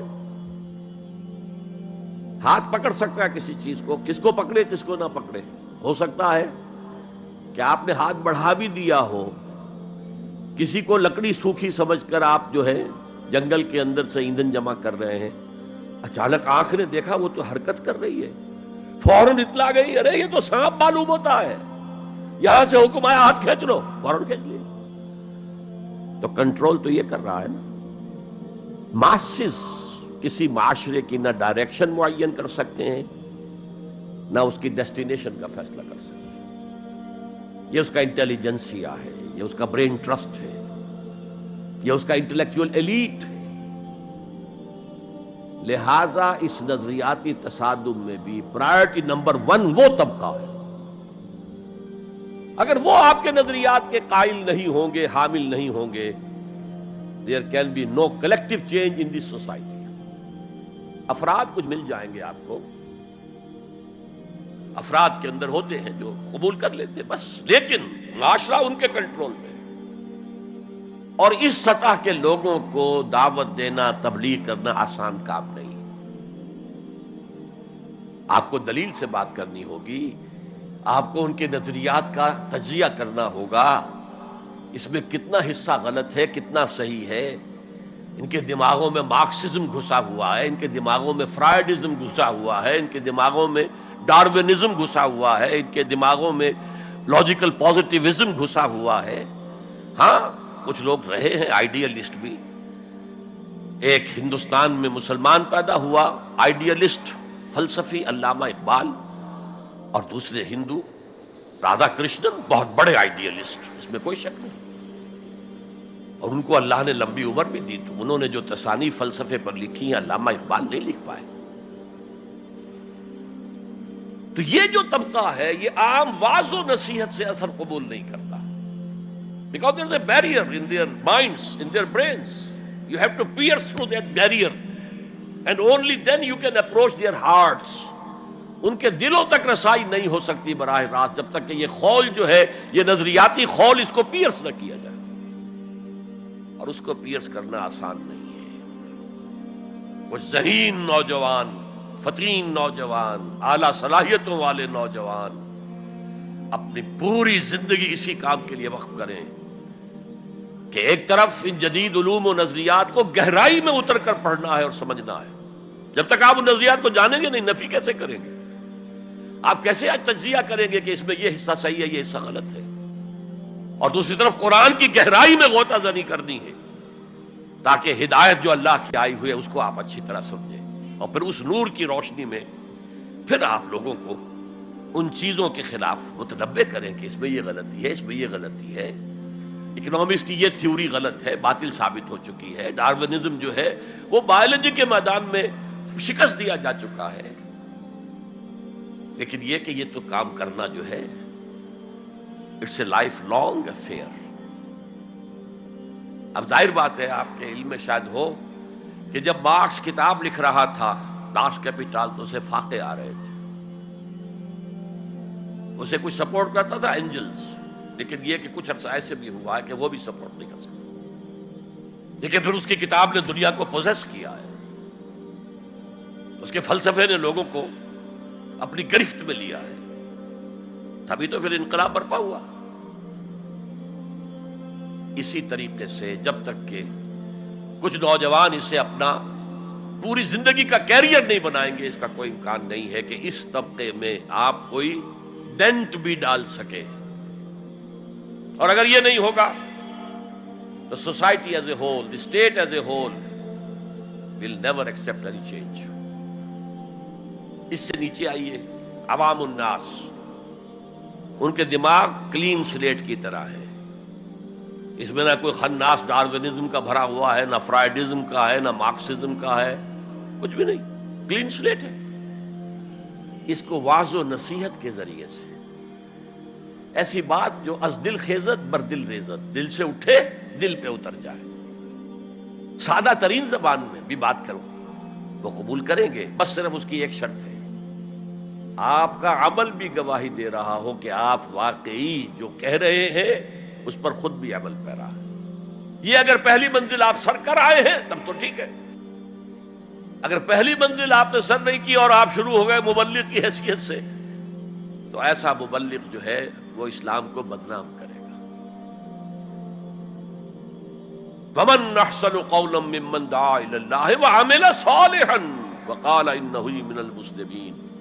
اس شخص سے بہتر بات اور کس کی ہوگی جو اللہ کی طرف بلائے اور عمل نیک کرے اور کہے کہ میں بھی مسلمانوں میں سے ہوں، میں بھی کوئی بڑا اونچا آدمی نہیں ہوں، کوئی بہت اعلیٰ تم سے برتر نہیں ہوں، کہ خاص لیول پر جب انسان دینی اعتبار سے پہنچ جاتا ہے تو اب سب سے بڑا فتنہ جو لاحق اسے ہو سکتا ہے وہ تکبر کا ہے، دوسروں کو بنظر استحقار دیکھنا۔ اگر یہ نہیں ہے، سنسیریٹی کے ساتھ اپنے مخاطب کی خیر خواہی اس کے ساتھ آپ بات کر رہے ہیں، تو یہ ہے موعظہ حسنہ۔ یہ میں جو کچھ بیان کر رہا ہوں یہ سورہ نحل کی آیت، ادعو الی سبیل ربک بالحکمہ، یہ ٹاپ لیول کے اوپر حکمت سے، دانشمندی سے، اور حکمت کسے کہتے ہیں؟ عقل کا سفر فطرت کی رہنمائی میں، اس کا نتیجہ حکمت ہے۔ عقل خالص کا نتیجہ فلسفہ ہے، فلسفے کی منزل سکیپٹسزم ہے یا ایگنوسٹسزم ہے، لا ادریت ہے یا ارتیابیت ہے۔ ثم لم یرتابوا آج ہم نے پڑھا ہے، وہی ارتیابیت ہے۔ تھرڈ لیول ہے کہ ہر معاشرے کے اندر کچھ جنہیں ہم سمجھیں گے کہ گمراہ کن طبقات ہیں، گمراہ کرنے والے، ان کی تبلیغی سول سروس موجود ہوتی ہے، انہیں تنخواہیں ملتی ہیں اسی کی کہ وہ آپ کے نظریے کی نفی کریں اور اپنا نظریہ، اپنا عقیدہ پھیلائیں۔ یہ لوگ ادھار کھائے بیٹھے ہوتے ہیں، یہ سمجھنے کے موڈ میں کبھی نہیں ہوتے، ان کا تو انداز مناظرانہ ہوتا ہے، بس سمجھنا سمجھانا پیش نظر نہیں ہوتا۔ You have to meet them in their own elements۔ اگر نہیں کریں گے تو عوام الناس پر بہت برا اثر ہوگا، عوام الناس جو ہیں وہ تو پھر زیر اثر آ جائیں گے ان کے، جیسے کہ پادری فینڈر آیا تھا انڈیا میں، ابھی جب کہ ایسٹ انڈیا کمپنی کی حکومت شروع ہوئی تھی، کلکتے ہی سے انگریز شروع ہوئے تھے، کلکتے ہی سے مشنری ورک شروع ہوا تھا، وہیں پہلا پریس لگا تھا، وہیں اردو کی بائبل چھپی تھی،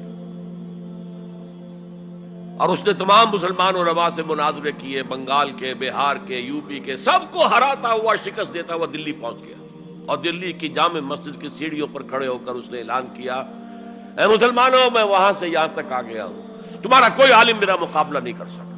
اس کی وجہ یہ کہ ہمارے علماء نہ بائبل پڑھتے تھے نہ تورات پڑھتے تھے.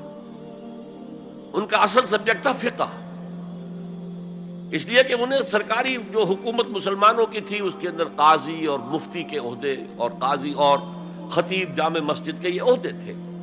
تو سول سروس کے لیے جو نصاب بنا ہوا تھا وہاں اس میں قانون کی اہمیت تھی سب سے زیادہ، تو فقہ پڑھتے تھے. اور وہ لوگ تیار ہو کر آتے تھے پوری طرح عربی سے واقف ہے، قرآن سے واقف ہے، تو مقابلہ کیسے ہو؟ اور اگر اس وقت کوئی شخص مقابلے میں نہ آ سکتا، ایک تو عجیب بات نوٹ کیجئے کہ اس وقت اسلام اور توحید کا دفاع کرنے والا سب سے بڑا ایک ہندو تھا، راجا رام موہن رائے. آئینہ تثلیث اس نے کتاب لکھی ہے جس میں کہ ٹرینٹی جو عیسائیت کی بنیاد ہے اس کی نفی کی اور توحید کا اس بات کیا. بہرحال پادری فینڈر کے مقابلے میں کوئی اگر نہ آتا تو کیا اثر ہوتا علماء پر؟ ویسے ہمیں انگریزوں نے فتح کر لیا، ہمارے مذہب کو عیسائیوں نے فتح کر لیا، لیکن اللہ کا فضل ہوا، کرم ہوا. ضلع مظفر نگر کا ایک قصبہ کیرانہ ہے، مولانا رحمت اللہ کیرانوی رحمت اللہ علیہ وہ میدان میں آئے، انہوں نے شکست فاش دی، فینڈر کو بھاگ گیا ہندوستان سے. تو یہ جدال اس کو قرآن کہتا ہے، مناظرہ نہیں، عام لفظ استعمال ہوتا ہے مناظرہ، قرآن کہتا ہے مجادلہ. لیکن اس کے لیے بھی کیا کہتا ہے؟ جدال بھی کرو تو خوبصورت طریقے سے، گالم گلوچ نہ کرو، لوگوں کی توہین نہ کرو، ان کے جھوٹے معبود ہیں تو انہیں گالیاں مت دو، شریفانہ انداز میں بات کرو. یہ 3 لیولز دعوت. ظاہر بات ہے کہ اس طرح کے مناظرے کے لیے بھی اسپیشل ٹریننگ کی ضرورت ہوتی ہے. اگر آپ ان مذاہب کی گہرائی میں نہیں اترے ہوئے، ان کی تاریخ کی جو ہے پورا پس منظر آپ کو معلوم نہیں، ان کے اسکرپچرز کو آپ نے نہیں پڑھا ہے، تو آپ کیسے کریں گے مناظرہ؟ تو یہ 3 سب لیولز ہیں دعوت و تبلیغ کے، جہاد کے، جس میں جان بھی لگتی ہے، مال بھی لگتا ہے.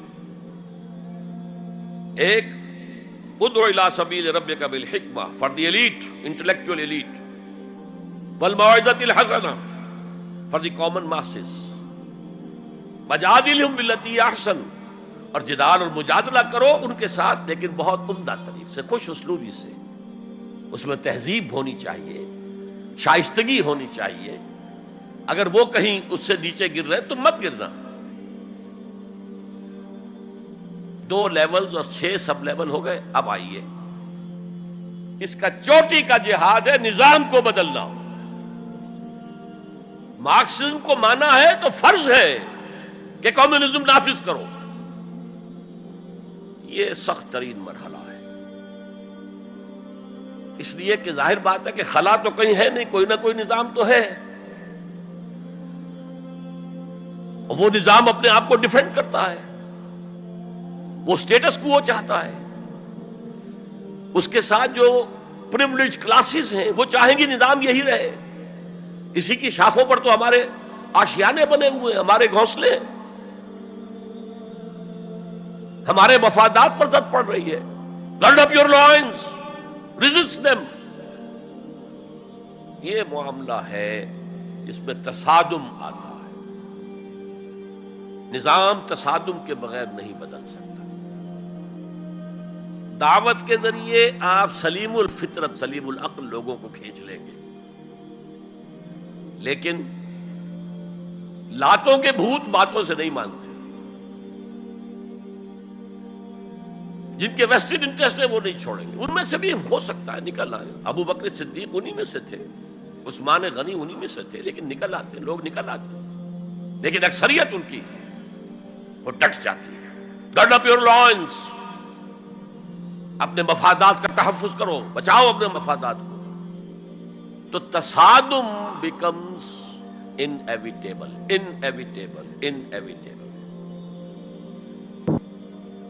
اس تصادم کی بھی 3 سٹیجز ہیں. وہی میں نے کہا تھا نا، 3 سب سٹیجز ہر سٹیج پر. پہلی یہ ہے جسے پیسو ریزسٹنس کہا جائے گا. ظاہر بات ہے کہ کانفلکٹ تو انقلابی لوگوں نے پیدا کیا ہے نا. معاشرہ تو بس رہا تھا، غلام اپنے قسمت پر شاکر و صابر تھے، غربا کہتے تھے ہماری تقدیر ہی یہ ہے، ٹھیک ہے، اسی لیے تو مارکس نے کہا کہ یہ اوپیم آف دی ماسز ہے مذہب۔ اس نے کانفلکٹ کس نے پیدا کیا؟ جس نے کہا یہ غلط ہے، یہ نظام صحیح نہیں ہے، یہ ریپریسو ہے، یہ ایکسپلائٹیٹو ہے، یہ ڈسکریمنیٹو ہے، اس میں تقسیم دولت کا نظام غلط ہے۔ ایک طرف ارتکاز دولت ہے، دوسری طرف احتیاج ہے، بھوک ہے، مفلسی ہے، قلاشی ہے۔ جو یہ کہتے ہیں تو گویا کہ ایک تالاب پرسکون تھا، اس نے پتھر تو آپ نے مارا نا، اب جو لہریں اٹھیں گی تو be prepared to face the music. چنانچہ اور مارو ان کو قتل کرو، ان کو جیلوں میں ٹھونس دو، ان کو یہ کرو، ان کو وہ کرو۔ اس سارے معاملے میں پہلی سٹیج ہوگی اس نظریاتی اور نظام کے تصادم میں ٹیک آل پرسیکیوشن وداؤٹ اینی ریٹیلیشن۔ اگر آپ وائلنٹ ہو گئے فرام دی ویری بگننگ تو جو پاور اس وقت ہے موجود، جو نظام ہے اس کو ریپرزینٹ کرنے والی جو حکومت موجود ہے، وہ آپ کو کرش کر کے رکھ دیں گے۔ You have to buy time. اور اس کے لیے کیا ہے؟ وہ تمہیں مارے تم جواب نہ دو، وہ گالی دے تم انہیں دعائیں دو، وہ پتھر مارے تم پھول پیش کرو۔ ادفع باللتی ہی احسن، بہترین انداز میں دفاع کرو۔ اسے کہتے ہیں پیسو ریزسٹنس۔ حضور کی سیرت میں پورے 12 برس یہ حکم تھا، this was the order of the day, no retaliation whatsoever, no raising of hands even in self ڈیفense۔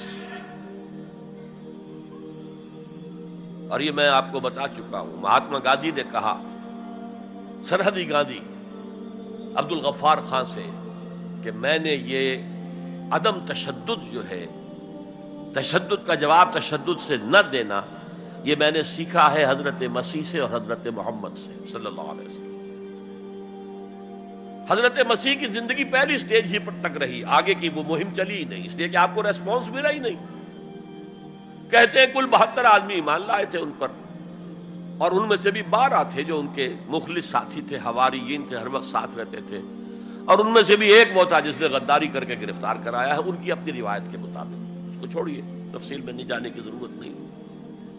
تو بہرحال اس سے اگلی سٹیج کیسے آتی؟ دعوت وہ دیتے رہے، دعوت دیتے رہے، وعظ کہتے رہے، یہ سب کچھ کرتے رہے، سیکنڈ سٹیج تک رہے، تھرڈ سٹیج تک تو جب تک کہ قوت حاصل نہ ہو you can't proceed. If there's no response you can't go forward. لیکن یہ کہ حضور کی زندگی میں اگلی سٹیج آ گئی، ساتھی آئے، انہیں مارے کھانی پڑی، دہکتے ہوئے انگاروں پہ لٹایا گیا، جانوروں کی لاشوں کی طرح ان کی گردن کے اندر رسیاں باندھ کر انہیں گھسیٹا گیا گلیوں کے اندر، سب کچھ ہوا ہے، برداشت کیا، انہیں قتل بھی کیا گیا۔ حضرت سمیہ، حضرت یاسر پہلے مقتولین ہیں، میاں بیوی رضی اللہ تعالی عنہما، سب کچھ ہوا ہے، برداشت کرو، اسبرو، صبر کرو۔ اس کا ایک بہت بڑا نتیجہ نکلتا ہے، اس معاشرے میں جو سائلنٹ میجورٹی ہوتی ہے، وہ سائلنٹ میجورٹی سائلنٹ تو ہوتی ہے، ڈمب تو ہے، ڈیف نہیں ہے، بلائنڈ نہیں ہے۔ وہ بلال کی چیخیں تو سن رہی ہے نا، وہ دیکھ رہی ہے کس طرح دہکتے ہوئے انگاروں پر خباب بن الارت کو لٹایا گیا۔ یہ جو سائلنٹ میجورٹی ہوتی ہے، اب یہ سوچتی ہے یہ ان کے اوپر کیوں یہ تشدد آ رہا ہے؟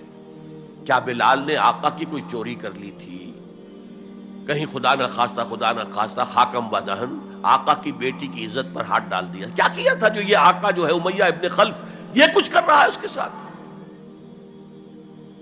اس کے بعد جب انہیں معلوم ہوتا ہے کوئی جرم نہیں ہے، صرف یہ کہتا ہے اللہ ایک ہے، میں اور اس کے ساتھ کسی کو شریک کرنے کو تیار نہیں، اور محمد اللہ کے رسول ہے، بس جرم ہے تو یہ ہے۔ اب اس کا کیا اثر پڑتا ہوگا اس سائلنٹ میجورٹی پہ، اس کا آپ اندازہ کر لیجیے۔ ان کی ہمدردیاں اندر ہی اندر ان کے ساتھ ہو رہی ہیں، اگرچہ وہ گئے ہیں اپنے لیڈروں کے دباؤ کی وجہ سے غزوہ بدر میں، مفتوح تو پہلے سے ہو چکے تھے، جو دلوں کو فتح کر لے وہی فاتح زمانہ۔ بہرحال first stage is passive resistance, صبر محض. سیکنڈ، جب ذرا محسوس ہو ہمارے پاس طاقت ہے، we can risk a direct confrontation with the system، تو اس نظام کو کہیں سے چھیڑا جائے دکھتی رگ کو. دیکھیے گاندھی جی کی موومنٹ میں عرض کر چکا ہوں، پہلے کیا تھا؟ Non violent, naan cooperation. کوئی جرم تو نہیں ہے، ہم نہیں پہنتے تمہارے کپڑے، کیا کوئی قانون ہے یہ؟ لیکن سیکنڈ سٹیج کیا آئی؟ یہ چھیڑنا تھا اس کو. Non violent civil disobedience. ہم پرماتما کے سمندر سے پرماتما کا بنایا ہوا نمک لینے جا رہے ہیں، ہم نے تو کسی کو کچھ نہیں کہا، but it amounted to challenging the taxation policy of British India. اب لاٹھیاں پڑی ہیں، جیلوں میں ٹھوسے گئے ہیں، سب کچھ برداشت کیا ہے، کھڑے رہے ہیں، مضبوط رہے. تو یہ سٹیج آتی ہے جب یہ سمجھا جائے کہ ہاں اب طاقت ہے ہمارے پاس، we can risk a direct confrontation with the system. اس میں حضور نے کیا کیا تھا؟ مدینے میں جا کر آپ نے 6 مہینے لگائے تھے، 3 کام جن سے کہ اپنی پوزیشن کنسالیڈیٹ کی. مدینے میں کنسٹرکشن آف دی ماسک، وہ مرکز بن گیا، وہی حکومت، وہی دار الشورا، وہی تزکیے کی جگہ، وہی نماز کی جگہ، سب کچھ وہی تھا. دوسرے، ایک انصاری ایک مہاجر، بھائی بھائی، تاکہ یہ 2 فیکشنز علیحدہ علیحدہ نہ رہیں، انٹیگریٹ ہو جائیں. اور ایک جو 3 قبیلے یہود کے موجود تھے ان کو جکڑ لیا ایک میثاق میں، معاہدے میں، میثاق Medina, joint defence of Medina, pact for the joint defence of Medina. اگر مدینے میں باہر سے حملہ ہوا تو ہم سب مل کر ایک امت کی حیثیت سے دفاع کریں. اس کے بعد آپ نے چھوٹے چھوٹے چھاپا مار دستے بھیجنے شروع کر دیے. ان کی جو لائف لائن تھی، میں نے بتایا تھا کہ ان کے کیریوانز کو کوئی ٹوکتا نہیں تھا، روکتا نہیں تھا، لوٹتا نہیں تھا. اب تھریٹن کیا محمد نے صلی اللہ علیہ وسلم. یہ گویا کہ اکنامک بلاکیڈ آف مکہ تھا. اور جب بھی یہاں کہیں گئے آپ، وہاں کے لوکل قبیلے سے آپ نے صلح کر لی، معاہدہ کر لیا. یا تو وہ پہلے قریش کے حلیف تھے، اب حضور کے حلیف ہو گئے، یا انہوں نے کہا کہ صاحب ہم نہ آپ کے ساتھ نہ ان کے ساتھ، نیوٹرل رہیں گے، نہ آپ کے خلاف ان کی مدد کریں گے، نہ ان کے خلاف آپ کی مدد کریں گے. ان دونوں کا نتیجہ یہ ہوا کہ zone of political influence of Quraysh started diminishing. یہ 2 ریزنز تھیں کہ پھر پوری طاقت کے ساتھ قریش نے ریٹیلیٹ کیا ہے. اور پھر لاسٹ معاملہ شروع ہوا ہے، تیسری منزل. اس تیسری منزل کی تیسرا سب لیول، اس کا نام ہے قتال فی سبیل اللہ. اب جنگ شروع، اے 6 years long وار. یہ جو بدر ہے، احد ہے، احزاب ہے، بنی المصطلق ہے، بے شمار غزوات، چھوٹے چھوٹے، بڑے بڑوں کے نام ہمیں یاد ہیں صرف. It was a continuous war with battles. Badr battle ہے، جنگ نہیں ہے، جنگ تو مسلسل ہے. بہرحال اس کا نتیجہ یہ قتال فی سبیل اللہ کی منزل آئی ہے. چونکہ یہ ساری 8 منزلیں طے کر کے یہاں پہنچے تھے، لہذا کامیابی ہوئی. اگر ایسے ہی اچھل کر نویں منزل پر پہنچ جاتے تو نیچے گر کر ختم ہوتے. یہ ہے قتال فی سبیل اللہ، اللہ کی راہ میں قتال. بہرحال آج کے انقلاب اسلامی کے لیے پہلے 5 سٹیپ جو کہ تو رہیں گے. دعوت دی جائے گی، لوگوں کی اصلاح کی جائے گی، انہیں منظم کیا جائے گا، پھر پیسو ریزسٹنس کے دور سے گزرنا ہوگا، پھر ایکٹیو ریزسٹنس. لیکن آخری جو ہے 2 طرفہ جنگ کی بجائے ایک طرفہ جنگ. آپ یہ نہ سمجھیے گا میں ہندوستان میں تقریر کر رہا ہوں تو میں گاندھی جی کی تعریف کر رہا ہوں. یہ میری تقریریں کیسٹ پہلے سے موجود ہے، میں نے ہمیشہ نام لیا ہے کہ آج کے دور میں اس انقلابی عمل کی آخری سٹیج کیا ہوگی. اس کے ضمن میں مہاتما گاندھی کا پروسیس درست ہے. نان وائلنٹ، نان کوآپریشن، ترک موالات، نان وائلنٹ، سول ڈس اوبیڈینس. لیکن یہ سٹیجز کب آئیں؟ جب گاندھی لیڈر بن چکے تھے. ان کا یہ کہہ دینا کافی تھا کہ بدیشی کپڑا ہم نہیں پہنیں گے اور ہم اپنا چرخہ چلائیں گے. پورے ہندوستان میں چرخے چلنے شروع ہو گئے. لیڈر تو پہلے کوئی ہونا.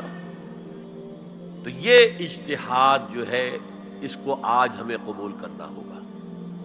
ہمارے لوگ کچھ دوسرے راستوں پر چلے ہیں جس کی وجہ سے دنیا کو موقع ملا ہے کہ وہ جہاد کے لفظ کو خوب اچھالیں اور بدنام کریں. حالانکہ جہاد کا یہ پروسیس سامنے ہو تو کسی سلیم الفطرت انسان، کسی سلیم العقل انسان کو اس پر اعتراض کا کوئی بھی حق حاصل نہیں ہوگا. بارک اللہ لی ولکم فی القرآن العظیم ونفعنی وإیاکم بالآیات والذکر الحکیم.